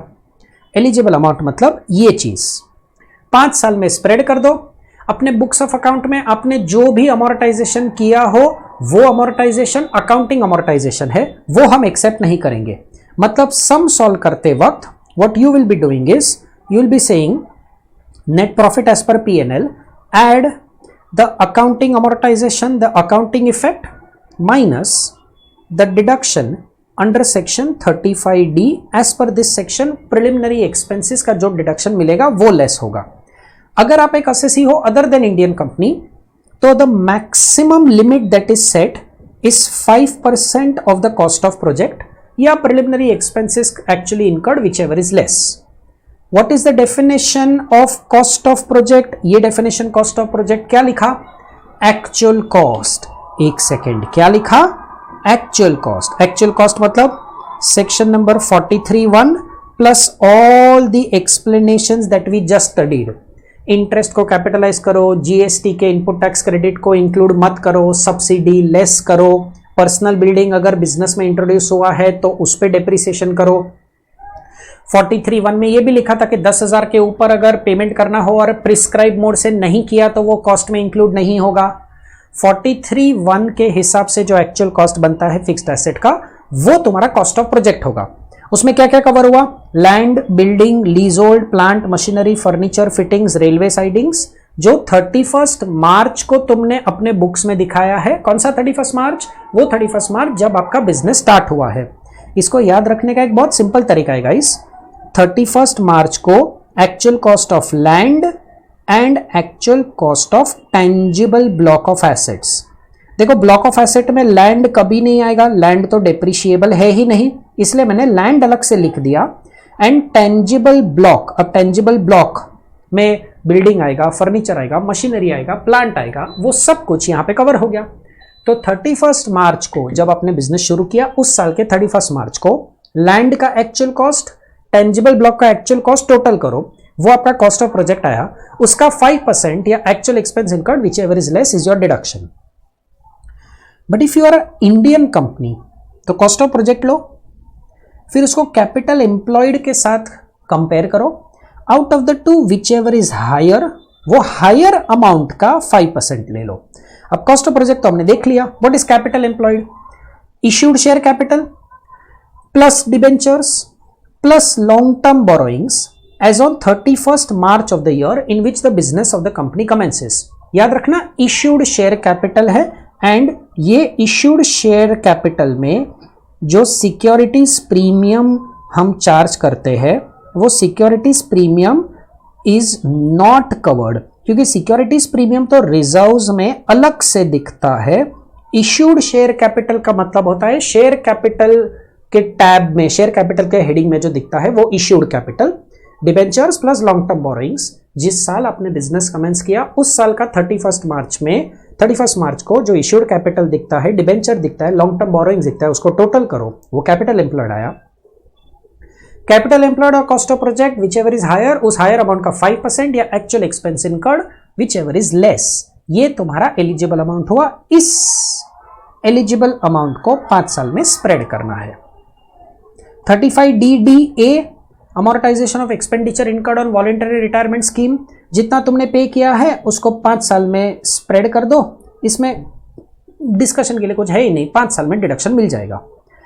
35CCA contributions to national fund for rural development and urban poverty eradication programme, तुमको उसका डिडक्शन मिल जाएगा अंडर सेक्शन 35CCA। लेकिन 35CCA का ये जो सेक्शन है this will be applicable only to PGBP guys, only to PGBP assessee. अगर एक एसएससी है जिसके ग्रॉस टोटल इनकम में PGBP नहीं है, सैलरीड क्लास है या हाउस प्रॉपर्टी और कैपिटल गेन जैसा इनकम कमाता है, PGBP नहीं कमाता, और वो बंदा ये दोनों चीजों का, ये दोनों अमाउंट का कंट्रीब्यूशन, ये दोनों जगह पे कंट्रीब्यूशन करता है, तो उसको डिडक्शन मिलेगा under section 80GGA, that is from gross total income. हाँ, if the amount contributed exceeds 2000 और फिर तुमने कैश में पेमेंट कर दिया तो नहीं चलेगा, तो डिडक्शन नहीं मिलने वाला। जस्ट पासिंग रेफरेंस, एक पॉइंट याद रखना, these contributions are eligible for CSR spending also, and CSR spending का डिडक्शन मिलेगा तुमको क्योंकि वो डिडक्शन इस वाले स्पेसिफिक सेक्शन 35CCA में स्पेसिफिक डिडक्शन करके तुमको हम डिडक्शन देने वाले हैं। CSR का कॉन्सेप्ट ऑब्वियसली कंपनीज के लिए ही है, तो अगर आप एज अ कंपनी इस दो जगह पे कंट्रीब्यूशन देते हो तो CSR का रिक्वायरमेंट भी फुलफिल हो जाता है और डिडक्शन भी मिल जाता है। 35AD capital expenditure on specified business, a section which is very important. इस एक सेक्शन के बेसिस पे एक इंडिविजुअल सम भी क्रिएट हो सकता है। ये एक सेक्शन आपका ऑल्टरनेट मिनिमम टैक्स AMT का कॉन्सेप्ट है, उसमें भी यूज होगा। इस सेक्शन को यूज करके TDS के भी कुछ नोटिफिकेशंस बने हैं। अगर आप, और ये set off carry forward chapter में भी आएगा, if you are doing this selected businesses then you are doing specified business.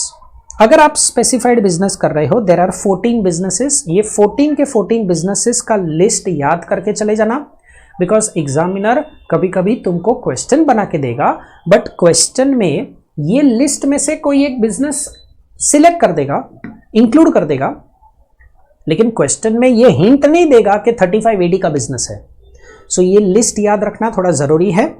You can use some words to remember: cross country pipeline, warehouse for agriculture goods, cold chain facility, hotel, hospital but minimum 100 beds, housing project for slum redevelopment, affordable housing project, production लेकिन fertilisers का होना चाहिए, bee keeping and production of honey, inland container depot, container freight station, warehouse लेकिन sugar का warehouse, slurry pipeline, semiconductor wafer, and the 14th business infrastructure facility. Infrastructure में road cover हुआ, highway cover हुआ, railway मतलब metro including cover हुआ, port, airport, inland port, water treatment, water supply, waste management. So कुछ कुछ चीजें ना, अगर ये हाईलाइटेड वर्ड्स याद रखो ना तो अपने आप ग्रुप बना सकते हो। Warehouse for agriculture product, warehouse for storage of sugar, cold chain facility, serial number 3 मतलब एयर कंडीशनिंग वेयरहाउस जिसमें रेफ्रिजरेशन फैसिलिटी होता है, housing project for slum redevelopment, housing project for affordable housing, production of fertiliser, production of semiconductor. ये effort लेना पड़ेगा थोड़ा, but याद रखना पड़ेगा, बिकॉज ये बिजनेसेस में से कोई भी एक बिजनेस आपके क्वेश्चन में आया तो 35AD सेक्शन ट्रिगर हो गया। अब what is 35AD telling you? Fixed asset के 100% कॉस्ट का आपको डिडक्शन मिल जाएगा। लैंड, गुडविल, फाइनेंशियल इंस्ट्रूमेंट्स का डिडक्शन इसमें इंक्लूडेड नहीं है। अगर आपका फिक्स्ड एसेट 10,000 रुपीज से ज्यादा है तो वो जो मोड ऑफ पेमेंट वाला फंडा पड़ा था ना, प्रिस्क्राइब मोड होना चाहिए, single day payment more than 10,000, वो कॉन्सेप्ट 35AD के लिए भी अप्लाई होगा। 100% deduction of the cost of fixed asset is allowed to you. आपके पास प्रॉफिट कितना भी अवेलेबल हो, पूरा डिडक्शन मार लो। इसका मतलब ये हुआ कि ये 100% डिडक्शन लेने के बाद अगर आंसर नेगेटिव आता है तो वो लॉस बन गया। इस लॉस को इनफाइनाइट पीरियड के लिए कैरी फॉरवर्ड कर सकते हो। There is no maximum time limit prescribe, maximum जैसा कुछ नहीं है। हाँ, but in future you will have to set off this loss against profits of specified business only। और जिस साल ये लॉस सफर किया है उस साल इस लॉस का return of income on or before due date file करना पड़ेगा, तो ही आप ये लॉस कैरी फॉरवर्ड कर सकते हो। अगर इस फिक्स्ड एसेट का आपने 100% डिडक्शन ले लिया है और कुछ सालों के बाद आपने वो फिक्स्ड एसेट बेच दिया, या अर्थक्वेक, फायर में कुछ डैमेज हो गया, डिस्ट्रॉय हो गया, या उसको स्क्रैप में बेचा, तो जितना भी पैसा इनफ्लो आता है, insurance claim, cell proceed, scrap value, उसको पीजीबीपी इनकम मान लो और पूरा पूरा पीजीबीपी में टैक्स हो जाएगा। इस वाले सेल प्रोसीड के लिए कैपिटल गेन्स का हेड ऑफ इनकम अप्लाई नहीं होगा। A condition that we have already seen in additional depreciation is applicable here also. Plant and machinery should be brand new. Second hand machine नहीं होना चाहिए। Specified business में जो भी machinery और plant, सारे फिक्स्ड एसेट्स नहीं, सिर्फ मशीनरी और प्लांट, जो मशीनरी और प्लांट आप इंट्रोड्यूस करते हो वो ब्रांड न्यू होने चाहिए, सेकेंड हैंड नहीं चलेगा। इस कंडीशन का एक रिलैक्सेशन दिया। If the value of old machine is less than equal to 20% of the total value, then point number 6 की कंडीशन सेटिस्फाई हो गई। मतलब तुम सेकेंड हैंड मशीन इंस्टॉल कर सकते हो क्या? हाँ जी सर, कर सकते हैं, लेकिन old plus new total value, उस टोटल वैल्यू का 20% या उससे कम अगर ओल्ड हुआ तो चलेगा, 35AD का डिडक्शन मिल जाएगा।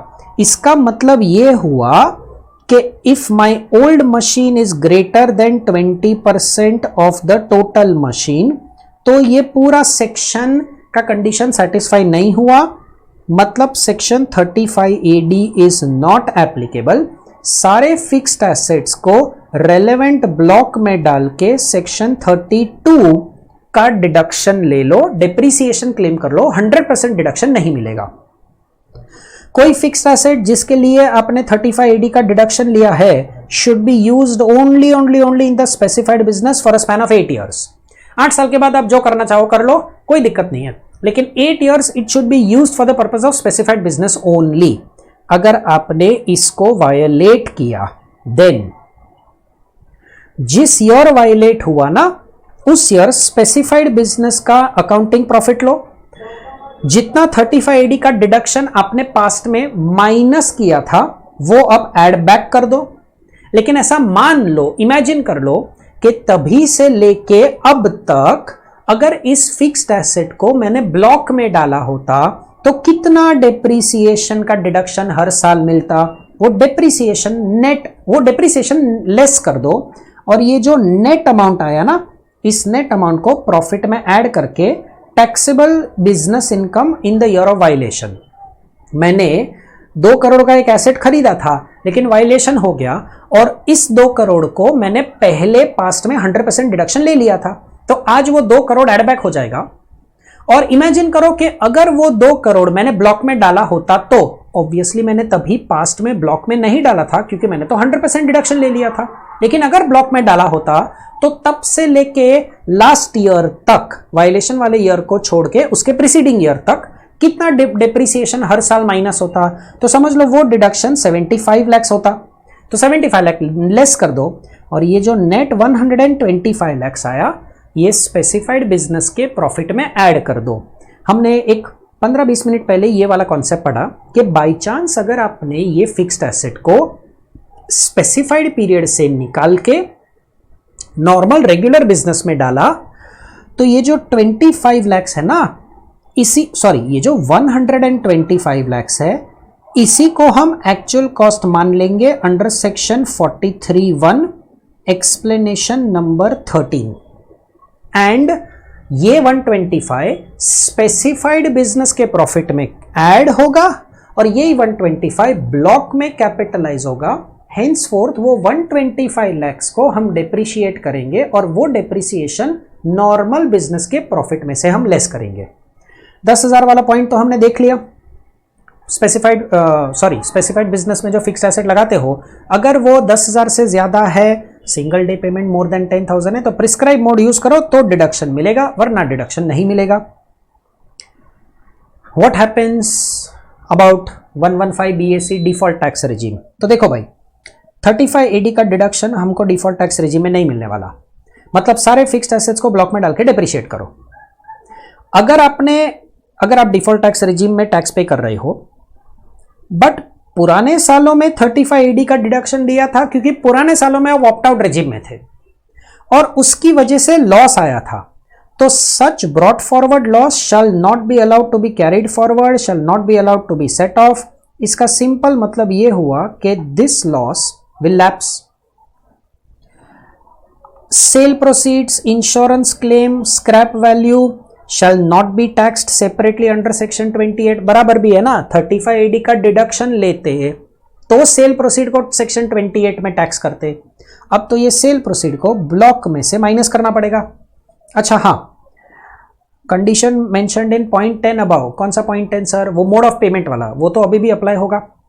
Plant and machinery brand new होना चाहिए, सेकेंड हैंड चलेगा तो 20% ही चलेगा, उससे कम चलेगा, ये सब कुछ की कोई जरूरत नहीं है क्योंकि हम डिफॉल्ट रेजिम में है। 35AD का डिडक्शन वैसे भी नहीं मिलने वाला। Lock in period, violation of lock in period, ये सब कुछ की भी कोई जरूरत नहीं है क्योंकि तुम 35AD का डिडक्शन ही नहीं ले रहे हो, तो किस बात का लॉक इन पीरियड? चलो, तो 35AD gets over with this specified business. Section 35 slightly less lengthy as compared to specified business, very easy also. Major chunk of this section is scientific research, research का खर्चा, लेकिन scientific research. अब मैंने एक table बना दिया कि भाई कौन सा खर्चा किस किस तरीके से डिडक्शन मिलेगा। अगर आप रेवेन्यू एक्सपेंडिचर का डिडक्शन लेना चाहते हो, मतलब आप खुद ही साइंटिफिक रिसर्च कर रहे हो exclusively for your own business and you are incurring revenue expenditure, salary दिया एम्प्लॉय साइंटिस्ट लोगों को, इलेक्ट्रिसिटी एक्सपेंस हुआ, साइंटिफिक लेबोरेटरी खरीदा नहीं है सपोज बट भाड़े पे लिया है तो वो भाड़े का खर्चा, रिसर्च करने के लिए जो भी आइटम्स दिए होंगे, आइटम्स खरीदने पड़े, वो रेवेन्यू एक्सपेंस हुआ, तो फुल डिडक्शन मिल जाएगा। 100% deduction will be allowed to you, default regime में भी, ऑप्ट आउट रेजिम में भी। लेकिन अगर आपका रिसर्च कुछ पास्ट सालों से चल रहा है और करंट ईयर में बिजनेस कमेंस हुआ है, तो ये जो प्री पीरियड का जो रिसर्च एक्सपेंस है उसका डिडक्शन आपको मिल जाएगा in the year of commencement of business, but the only condition is this revenue expenditure should be incurred with in the past 3 years immediately preceding the commencement. मतलब अगर मेरा बिजनेस कमेंस हुआ है 11th of March 2025, तो immediately preceding 3 years 12th March 2022 से लेकर 11th March 2025 तक का मेरा रेवेन्यू एक्सपेंस प्री पीरियड के लिए क्वालिफाई होता है, उसका डिडक्शन हमको 24-25 में मिल जाएगा। कैपिटल एक्सपेंडिचर, लैंड के कॉस्ट का तो कभी डिडक्शन मिलता ही नहीं है। अदर कैपिटल एक्सपेंडिचर, लेकिन ये कैपिटल एक्सपेंडिचर आपने इनकर किया है अपने खुद के साइंटिफिक रिसर्च के लिए, इसका डिडक्शन भी आपको मिल जाएगा default regime, opt out regime दोनों में। अगर प्रॉफिट्स इनसफिशिएंट है तो कोई कैपिटल एक्सपेंडिचर अनएब्जॉर्ब्ड रह गया, तो जैसे अनएब्जॉर्ब्ड डेप्रीसिएशन को कंसिडर करते थे, ट्रीट करते थे, वैसे इसको भी उसी तरीके से ट्रीट करो। कहने का मतलब can be carried forward for an infinite period, this can be set off against any income except salary and winnings income, and इसको कैरी फॉरवर्ड करने के लिए return of income compulsorily time पे फाइल करने की कोई जरूरत नहीं है। हाँ, लेकिन अब आउटसाइडर्स ने रिसर्च किया है और मैंने चुपचाप कंट्रीब्यूशन दे दिया है, then if the scientific research is done by a research association, university और कॉलेज, तो under the opt out regime मुझे डिडक्शन मिल जाएगा, अंडर द डिफॉल्ट रेजिम ये डिडक्शन नहीं मिलेगा। मतलब अगर ये साइंटिफिक रिसर्च का जो कंट्रीब्यूशन है ना, वो समझ लो पीएनएल अकाउंट में डेबिट साइड पे ऑलरेडी है, तो ऑप्ट आउट रेजिम में डिडक्शन मिल रहा है ना, मतलब सम सॉल्व करते वक्त कोई इफेक्ट देने की जरूरत नहीं है, पीएनएल में ऑलरेडी डेबिटेड है। लेकिन अगर डिफॉल्ट रेजिम फॉलो कर रहे हैं तो इस अमाउंट को प्रॉफिट में ऐड करना पड़ेगा, क्योंकि इसका डिडक्शन नहीं मिलने वाला। If scientific research is done bye an Indian company जिसका मेन ऑब्जेक्टिव ही साइंटिफिक रिसर्च है, मतलब ये कंपनी साइंटिफिक रिसर्च करने के लिए ही इनकॉर्पोरेट हुई है, ऑप्ट आउट रेजिम डिडक्शन मिलेगा, डिफॉल्ट रेजिम डिडक्शन नहीं मिलेगा। If you make a contribution to national laboratory or Indian institute of technology, opt out regime में डिडक्शन मिल जाएगा, डिफॉल्ट रेजिम में डिडक्शन नहीं मिलने वाला। Research in social science, statistical research, अब ये साइंटिफिक नहीं, सोशल साइंस और स्टेटिस्टिकल रिसर्च है, सेम चीज, डिफॉल्ट रेजिम में डिडक्शन नहीं मिलता, ऑप्ट आउट रेजिम में डिडक्शन मिल जाएगा। ओके, आपने अपने खुद के साइंटिफिक रिसर्च के लिए कोई फिक्स्ड एसेट खरीदा था, तो उसका आपको 100% डिडक्शन मिला था, but 100% deduction subject to profits available. So मैंने समझ लो 100 रुपए का फिक्स्ड एसेट खरीदा था, लेकिन अंडर सेक्शन 35 मुझे अब तक सिर्फ 82 रुपीज का डिडक्शन मिला।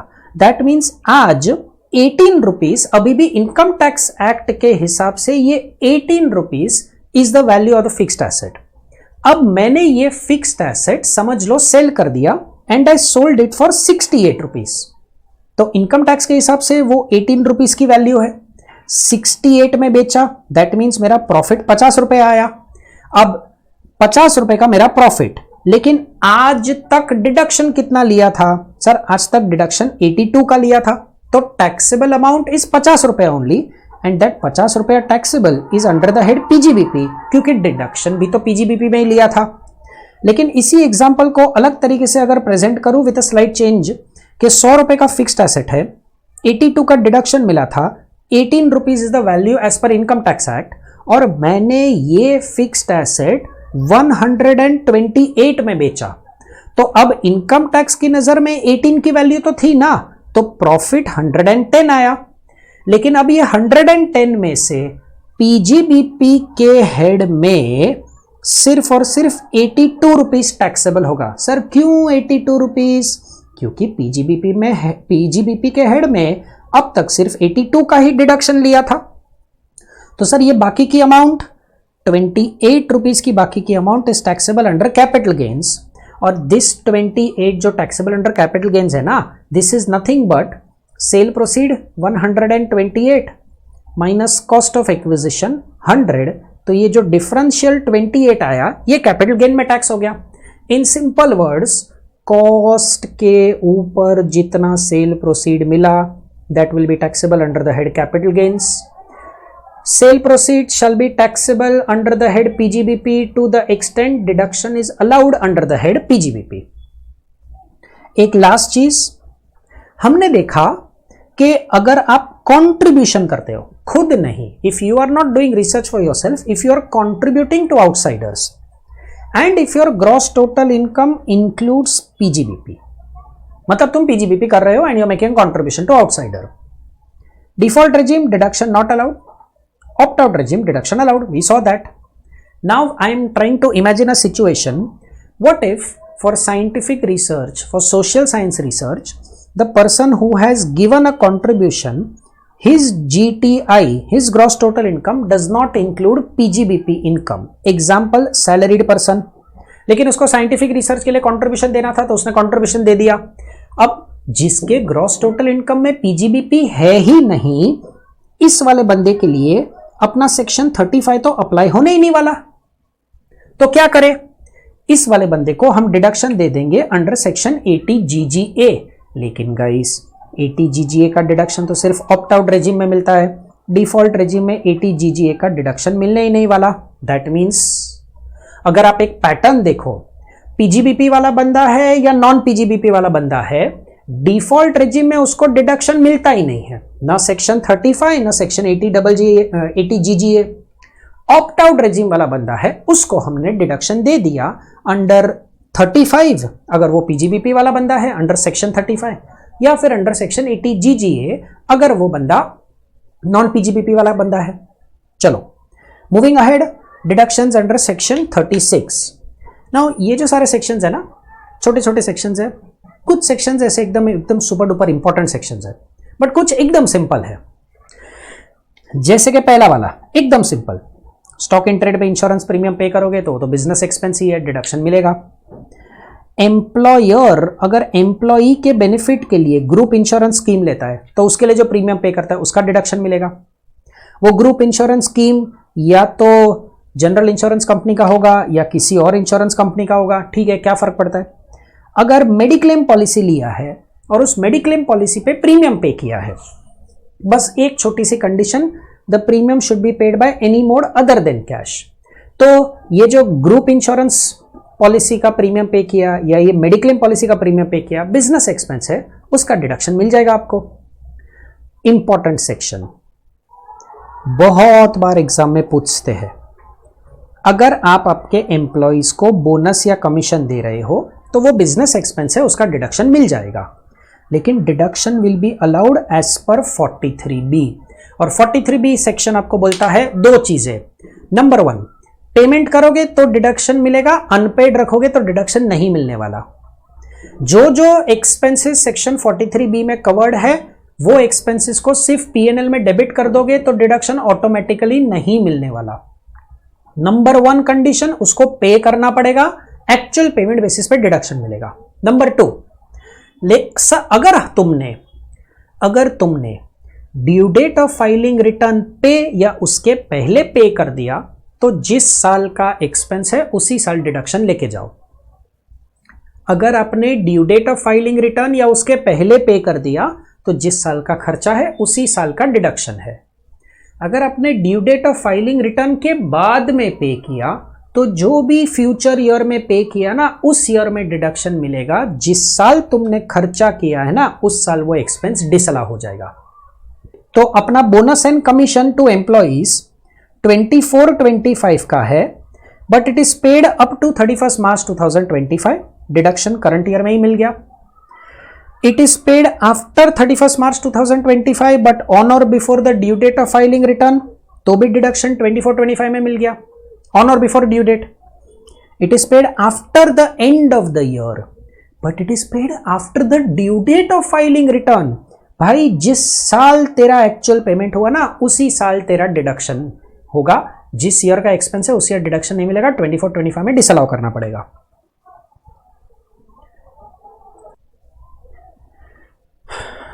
36(1)(3) interest on borrowed capital. Capital should be borrowed for the purpose of business or profession. Number 1, it should be borrowed. खुद के कैपिटल पे खुद के ही बुक्स में इंटरेस्ट का एंट्री करोगे तो डिडक्शन नहीं मिलेगा. It should B borrowed for the purpose of business और प्रोफेशन. हाउस प्रॉपर्टी के लिए बोरो किया, अदर सोर्स इनकम कमाने के लिए बोरो किया, कैपिटल गेन्स कमाने के लिए बोरो किया, तो वो उस हेड के रूल्स एंड रेगुलेशंस अप्लाई करो. वहां पे डिडक्शन मिलता है तो वहां पे डिडक्शन ले लो. पर्सनल पर्पज के लिए बोरो किया, कोई डिडक्शन नहीं मिलने वाला.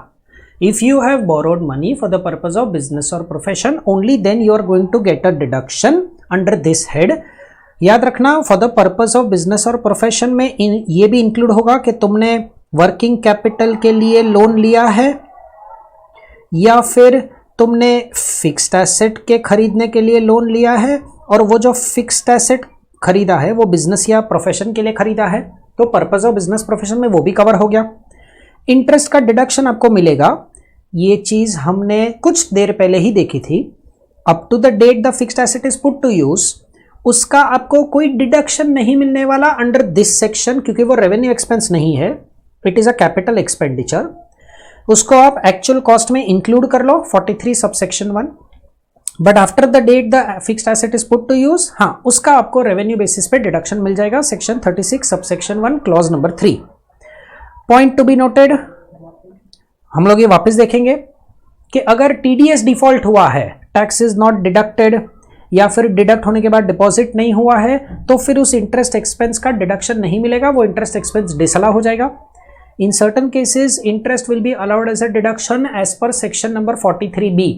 अगर आपने bank, financial institution, NBFC, bank में कोऑपरेटिव बैंक्स भी इंक्लूड हो गए, अगर इन लोगों से लोन लिया है, इंस्टीट्यूशंस से लोन लिया है, institutional loans, banking company, cooperative banks, NBFC, non banking financial company, तो 43B के हिसाब से ही आपको डिडक्शन मिलेगा. पेमेंट करना पड़ेगा तो डिडक्शन मिलेगा.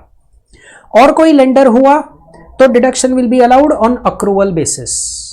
फिर तुमने पीएनएल में जो डेबिट करके रखा है, पेड है, अनपेड है, थोड़ा पेड है, थोड़ा अनपेड है, कोई फर्क नहीं पड़ता, अक्रूवल बेसिस पे डिडक्शन ले लो. दोस्त से लोन लिया, प्राइवेट मनी लेंडर से लोन लिया, वाइफ से लोन ले लिया, किसी रिलेटिव से लोन ले लिया, वो सारे डिडक्शंस आपको अक्रूवल बेसिस पे मिल जाएंगे. Discount on zero coupon bond. Zero coupon bond are instruments that are issued ताकि इंफ्रास्ट्रक्चर डेवलपमेंट करने के लिए पैसा फंडिंग रेस कर सके. तो they are issued at a discount and they are redeemed at par. Capital gains के revision में तुम देखोगे कि जिस बंदे के लिए जीरो कूपन बॉन्ड उसने खरीदा होता है उसको कैपिटल गेन्स होता है. 100 रुपए का बॉन्ड है, 30 रुपीज में इश्यू किया तो 70 रुपीज का डिस्काउंट आया.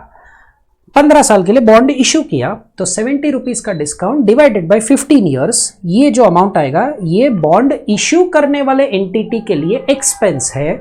बॉन्ड खरीदने वाले एंटिटी के लिए 70 रुपीज कैपिटल गेन आया. जब वो रिडेम्पशन होगा तब उस बॉन्ड खरीदने वाले बंदे के लिए कैपिटल गेन टैक्सेबल होगा.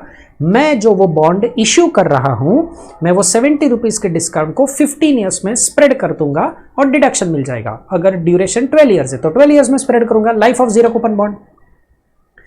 Employer makes a contribution to recognise provident fund, approved superannuation fund, approved gratuity fund. तो एम्प्लॉयर कंट्रीब्यूशन कर रहा है, the common thing is recognised होना चाहिए, अप्रूव्ड होना चाहिए, देन उसको डिडक्शन मिलेगा. बट पेमेंट बेसिस 43B के हिसाब से आपने प्रॉफिट एंड लॉस अकाउंट में जितना भी कंट्रीब्यूशन डेबिट किया होगा, अगर वो 43B के लॉजिक के हिसाब से पेड है तो डिडक्शन मिल जाएगा. Okay. Employers contribution towards pension scheme, एक छोटा सा अमेंडमेंट. पेंशन स्कीम में आप जो कंट्रीब्यूशन करने वाले हो उसका डिडक्शन मिलता है, but the maximum limit of 10% has been increase to 14%. 14% maximum is amount of deduction. मई 2025 के आरटीपी में जो लास्ट क्वेश्चन है उसमें एक एडजस्टमेंट ये वाले अमेंडमेंट से रिलेटेड है. तो पहले तो आप ये फॉर्मूला अप्लाई करके एम्प्लॉयर कंट्रीब्यूशन और maximum 14% of salary which ever is less इसका डिडक्शन ले लो। ये आपका ओवरऑल डिडक्शन है, इससे ज्यादा डिडक्शन नहीं मिलने वाला, ये जो फाइनल आंसर आएगा। अब सोचो भाई ये जो डिडक्शन है ना, ये पैसा पे तो करना पड़ेगा, ऑटोमेटिक डिडक्शन नहीं है, 43 भी लगता है। इसमें से जितना पैसा आपने due date of filing return तक पे कर दिया उसका डिडक्शन 24-25 में ही ले लो, और बाकी का पैसा जो है वो एज एंड व्हेन तुमने डिपॉजिट किया तब डिडक्शन मिल जाएगा। Employees contribution to staff welfare scheme, तो एम्प्लॉई के सैलरी में से उसका खुद का कॉन्ट्रीब्यूशन जो माइनस हो जाता है, that much amount employer has retained kept with himself. So first of all that much amount is treated as income of the employer. Then whatever amount is deposited on or before the due date of the fund, on or before due date of fund, not due date of filing return, due date of fund, only that amount is subtracted as an expense and the balance remaining is taxable under the head PGBP for the employer, and once this becomes taxable it is permanently taxable. After the due date of the fund, if you deposited some amount, that will not be again allowed to you as a deduction. Whatever amount you have deposited up to the due date of fund, बस उतना ही deduction मिलेगा, बाकी का amount employer के लिए tax हो गया। कभी कभी एक आध एडजस्टमेंट आ जाता है इस 36(1) क्लॉज 6 से रिलेटेड, पास्ट पेपर सॉल्व करोगे तो एक एडजस्टमेंट मिलेगा, नॉट एट ऑल इंपॉर्टेंट। अगर तुम एनिमल्स को यूज करते हो but not as stock in trade, तुम एनिमल्स को अपने बिजनेस पर्पस के लिए यूज कर रहे हो but they are not as stock in trade, अब उस एनिमल को कभी तुमने डेप्रिशिएट तो किया ही नहीं होगा, बिकॉज लाइव स्टॉक पे डेप्रिसिएशन तो कभी होता ही नहीं है। तो उस एनिमल को आपने जितने में खरीदा बिजनेस पर्पस के लिए, माइनस अगर वो एनिमल को आपने बेच दिया या फिर एनिमल मर गया और उसके डेड रिमेन्स बेच दिए, तो cost minus the cell proceed, जो डेफिसिट आएगा, जो लॉस जैसा आएगा, उसका डिडक्शन आपको मिल जाएगा in the year in which you sell the animal or in the year in which you sell the dead remains of the animal. Bad debts, debt should be related to the business और profession of the assessee. The debt should have been included as income of the assessee in the current year or in the earlier year. मतलब तुमने past में entry पास करके रखा हुआ है debtor account debit to sales, तो ये amount तुम्हारे सेल्स में इंक्लूड हुई है। वो तुम्हारा जो सेल है वो बिजनेस प्रोफेशन से रिलेटेड है, but obviously in personal bad debts का डिडक्शन नहीं मिलने वाला। दोस्त को हेल्प करने के लिए लोन दे दिया, फिर उसने पैसा नहीं दिया तो हमने वो राइट ऑफ कर दिया, ये पर्सनल हो गया, इसका डिडक्शन नहीं मिलता।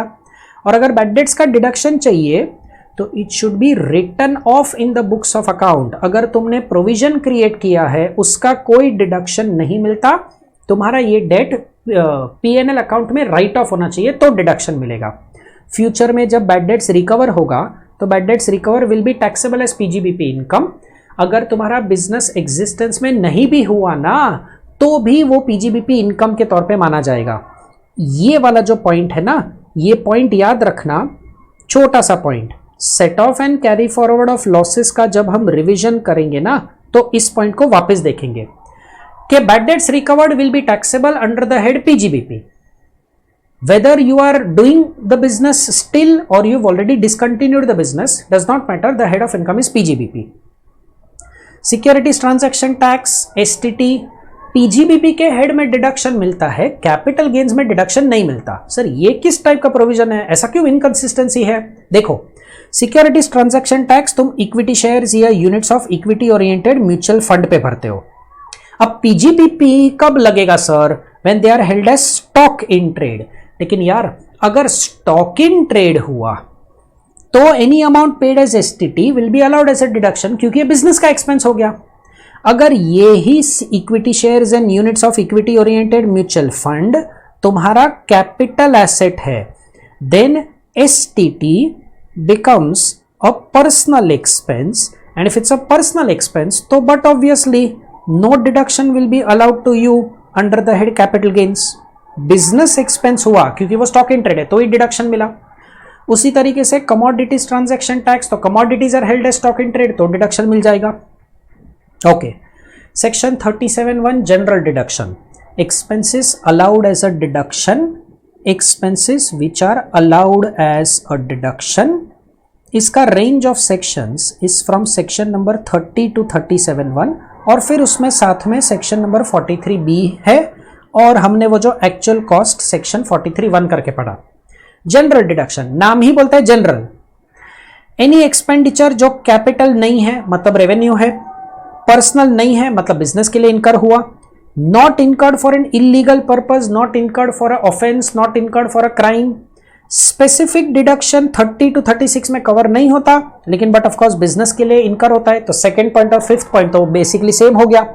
रेवेन्यू एक्सपेंस है, पर्सनल नहीं है, बिजनेस के लिए है, किसी इलीगल पर्पस, किसी क्राइम, किसी ऑफेंस के लिए नहीं है, तुमने कोई कानून नहीं तोड़ा है, एंड अगर स्पेसिफिक में कवर नहीं होता तो जनरल में कवर हो जाएगा। मतलब पेनल्टी डिडक्शन नहीं मिलेगा, ब्राइब गिवन डिडक्शन नहीं मिलेगा, फाइन पेड डिडक्शन नहीं मिलेगा, कंपाउंडिंग ऑफ एन ऑफेंस के लिए तुमने जो अमाउंट पे किया, अब ऑफेंस तो किया था ना, उसको माइल्ड डाउन, टोन डाउन करने के लिए, जेल ना जाने के लिए तुमने कुछ पेमेंट कर दिया और उसको कंपाउंडिंग का अमाउंट बोलते हैं, लेकिन वो ऑफेंस से रिलेटेड ही है, क्राइम से रिलेटेड ही है, तो डिडक्शन नहीं मिलेगा। ये जो सीरियल नंबर 3 में लिखा ना, इलीगल पर्पस, ऑफेंस, ये जो सीरियल नंबर 3 में लिखा, ये इलीगल पर्पस या ऑफेंस इंडिया में किया या इंडिया के बाहर किया उससे कोई फर्क नहीं पड़ता, वो इलीगल पर्पस है, वो ऑफेंस है, आपको डिडक्शन नहीं मिलने वाला। सीएसआर एक्सपेंसेस का डिडक्शन सेक्शन 37(1) में नहीं मिलता, याद रखना। सीएसआर एक्सपेंसेस का डिडक्शन 37(1) में नहीं मिलता। सीएसआर एक्सपेंसेस का डिडक्शन आप सेक्शन 35CCA में क्लेम कर सकते हो। सेक्शन 35CCA मतलब दैट सेक्शन जिसमें national fund for rural development, urban poverty eradication programme के लिए पेमेंट करते हो, तो 35CCA का डिडक्शन ले सकते हो। 37(1) में नहीं मिलता ना, स्पेसिफिक डिडक्शन में मिल जाएगा। अगर आप सेक्शन 80G का डिडक्शन लेना चाहो, 80G में जो डोनेशन देते हो, कुछ डोनेशंस ऐसे हैं, स्वच्छ भारत कोष, क्लीन गंगा फंड, ये सीएसआर के डेफिनेशन में फिट बैठते हैं, तो भले ही पीजीबीपी में ना डिडक्शन मिले, बट सीएसआर एक्सपेंस 80G में डिडक्शन ले सकते हो। Any offence which is in India और आउटसाइड इंडिया, उसके लिए जो पेमेंट करोगे उसका डिडक्शन नहीं मिलने वाला। अगर आपने किसी को, किसी रिसीवर को, किसी पर्सन को कोई बेनिफिट या परक्विजिट दिया, लेकिन वो बेनिफिट या वो परक्विजिट एक्सेप्ट करना उसके रूल्स, रेगुलेशंस, लॉ वायल के खिलाफ है, उस रिसीवर, ये पॉइंट इसलिए इंसर्ट हुआ था कि डॉक्टर्स को pharmaceutical companies, laboratories, diagnostic laboratory से गिफ्ट मिलते हैं, बेनिफिट मिलते हैं, फॉरेन टूर ट्रिप मिलता है, और डॉक्टर अगर उसको एक्सेप्ट करेगा तो मेडिकल काउंसिल की गाइडलाइंस के हिसाब से वो इलीगल माना जाता है, अनएथिकल माना जाता है। तो बट ऑब्वियसली जो फार्मास्यूटिकल कंपनी है, जो लेबोरेटरीज है, वो जब ये सब बेनिफिट्स दे रहे हैं तो उनके लिए इलीगल एक्सपेंस ही माना जाएगा, डिडक्शन नहीं मिलेगा। कंपाउंड करने के लिए जो पैसा पे किया उसका भी डिडक्शन नहीं मिलता। सीएसआर एक्सपेंसेस का हमने देख लिया डिस्कशन। चलो पार्ट 1 ऑफ पीजीबीपी यहां पे खत्म करते हैं with this last section 43B। In the second part we will study expenses which are disallowed, presumptive taxation, tax audit के प्रोविजंस, स्पेसिफिक पीजीबीपी इनकम्स। तो मैंने पीजीबीपी के रिवीजन को 2 पार्ट्स में डिवाइड कर दिया है।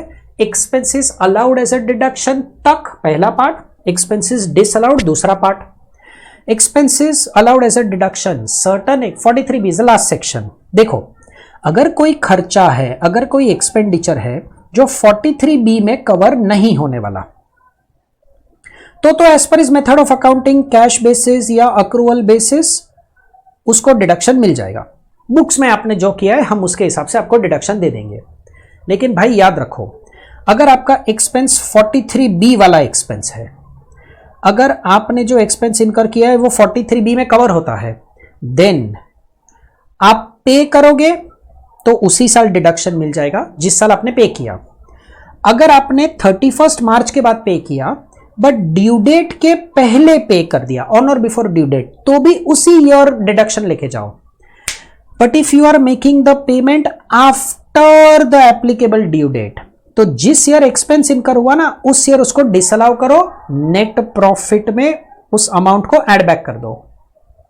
और डिडक्शन तब मिलेगा जब वो एक्चुअली पे हुआ था। मतलब हमको सम सॉल्व करते वक्त इस चीज का ख्याल रखना पड़ेगा कि 43B वाला जो एक्सपेंडिचर है वो अगर पीएनएल में डेबिटेड है तो पेमेंट का डिटेल ढूंढना पड़ेगा। अब 43B में कौन से एक्सपेंस है, तो 43B के expenses, any tax, any duty, any cess और any fee that I pay, GST pay किया, goods and service tax, municipal tax pay किया प्रॉपर्टी के लिए, सिक्योरिटीज ट्रांजैक्शन टैक्स पे किया, कस्टम ड्यूटी पे किया, वो tax, duty, cess, fee by whatever name called, that will be allowed as a deduction to be, of course वो business expense होना चाहिए। Employer contribution to provident fund, superannuation fund, gratuity fund, pension scheme अगर approved है तो deduction मिलेगा।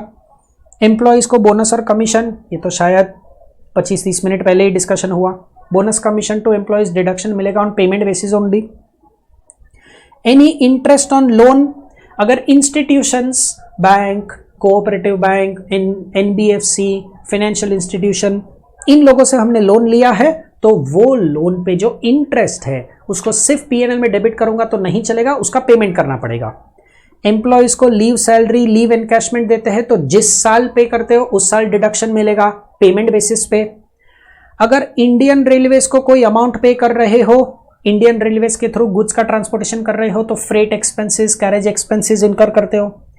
Indian railways railway train पे, railway platform पे advertisement करते हो तो वो एडवर्टीजमेंट का जो एक्सपेंस है वो बिजनेस एक्सपेंस है, पेमेंट बेसिस पे डिडक्शन मिलेगा।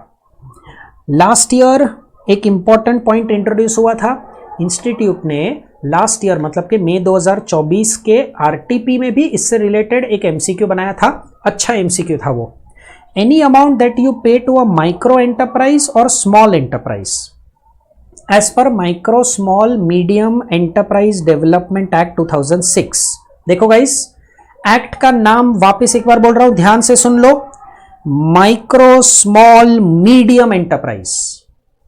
लेकिन यहां पे तो सिर्फ माइक्रो और स्मॉल एंटरप्राइज ही कवर हुआ, मतलब any expense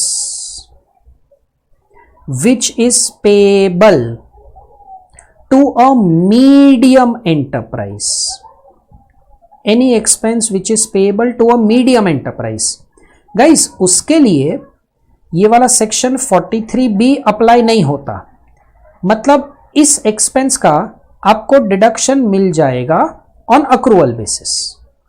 but if you are making a payment to a micro enterprise, if you are making a payment to a small enterprise, then check करो अगर आपने section number 15 of that act उसके time limit के beyond pay किया है तभी जाके section number 43B trigger होगा। तो ये क्या है, अगर उस माइक्रो या स्मॉल एंटरप्राइज के साथ आपका एक रिटर्न अग्रीमेंट था तो मैक्सिमम 45 डेज में पेमेंट कर देना पड़ेगा एज पर एमएसएमईडी एक्ट। हमने कर दिया तो डिडक्शन अक्रूवल बेसिस पे मिल गया, 43B की जरूरत ही नहीं पड़ी। हमने पेमेंट 45 डेज के बाद में किया, मतलब एमएसएमईडी एक्ट का टाइम लिमिट हमने वायलेट कर दिया। अब सेक्शन 43B अप्लाई होगा and deduction will be allowed on actual payment basis. A very very very important thing to understand, deduction will be allowed on payment basis. The benefit of due date of filing return of income shall not be available for this expense. मतलब even if you pay it in the assessment year but it is before the due date, current year में deduction नहीं मिलेगा, next year में deduction मिलेगा। Expense तुम्हारा 24-25 financial year का है, अगर ये एमएसएमईडी वाला जो पॉइंट है हमने 26 जून 2025 को पे किया तो डिडक्शन प्रीवियस ईयर 24-25 में नहीं, डिडक्शन प्रीवियस ईयर 25-26 में आ जाएगा, क्योंकि ड्यू डेट वाला बेनिफिट आपको नहीं मिलता। अगर बाय चांस आपका उस माइक्रो या स्मॉल एंटरप्राइज के साथ कोई रिटर्न अग्रीमेंट नहीं था, तो रिटर्न अग्रीमेंट नहीं था तो एमएसएमईडी एक्ट के हिसाब से आपके पास सिर्फ 15 दिन का टाइम होता है पेमेंट सेटल करने का। 15 दिन में सेटल कर दिया, अक्रूवल बेसिस पे डिडक्शन लेके जाओ, 43B की कोई जरूरत ही नहीं है। 15 दिन के बाद पेमेंट किया तो 43B लगा, due date sorry actual payment basis पे डिडक्शन मिलेगा, ड्यू डेट वाला बेनिफिट अलाउ नहीं होगा। सम सॉल्विंग में ध्यान रखने लायक चीज, if the payment is made after the expiry of 45 days और 15 days in the next year 25-26, तो deduction will not be allowed in 24-25 but it will be allowed in computing income of 25-26। Due date वाला benefit नहीं मिलने वाला। ये micro enterprise और small enterprise का मतलब क्या होता है?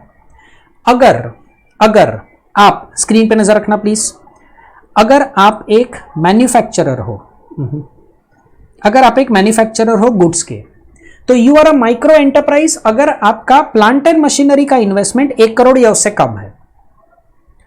अगर आप सर्विस प्रोवाइडर हो तो प्लांट एंड मशीनरी नहीं बट सर्विस प्रोवाइड करने में जो इक्विपमेंट यूज किया उसमें आपका इन्वेस्टमेंट 1 करोड़ या उससे कम है, एंड आपका टर्नओवर 5 करोड़ या उससे कम है, then you are considered as a micro enterprise.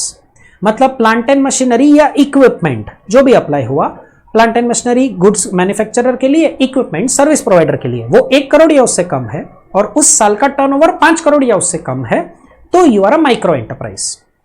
Then when are you a small enterprise? अगर 1 करोड़ से ज्यादा machinery but up to 10 crore, या तो फिर सर्विस प्रोवाइडर हुआ तो अमाउंट लिमिट ऑब्वियसली सेम है, तो इक्विपमेंट एंड टर्नओवर 50 करोड़ या उससे कम।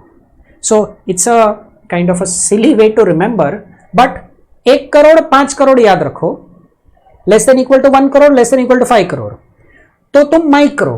और स्मॉल में क्या किया? एक जीरो ऐड कर दिया, मतलब 1 करोड़ से ज्यादा ऑब्वियसली, बट 1 करोड़ से ज्यादा बट 10 करोड़ और 5 करोड़ की जगह पे 50 करोड़ टर्नओवर। माइक्रो और स्मॉल एंटरप्राइज हो तो ही ये पूरा कॉम्प्लिकेशन है। मीडियम एंटरप्राइजेस के लिए 43B का कॉन्सेप्ट ही अप्लाई नहीं होता, अक्रूवल बेसिस पे डिडक्शन मिल जाएगा। चलो, तो this wraps up our part 1। PGBP part 2 का हमारा revision video will cover expenses which are not allowed as deduction, presumptive taxation और बाकी का पूरा चैप्टर। चलो, happy studying, see you next part, bye bye.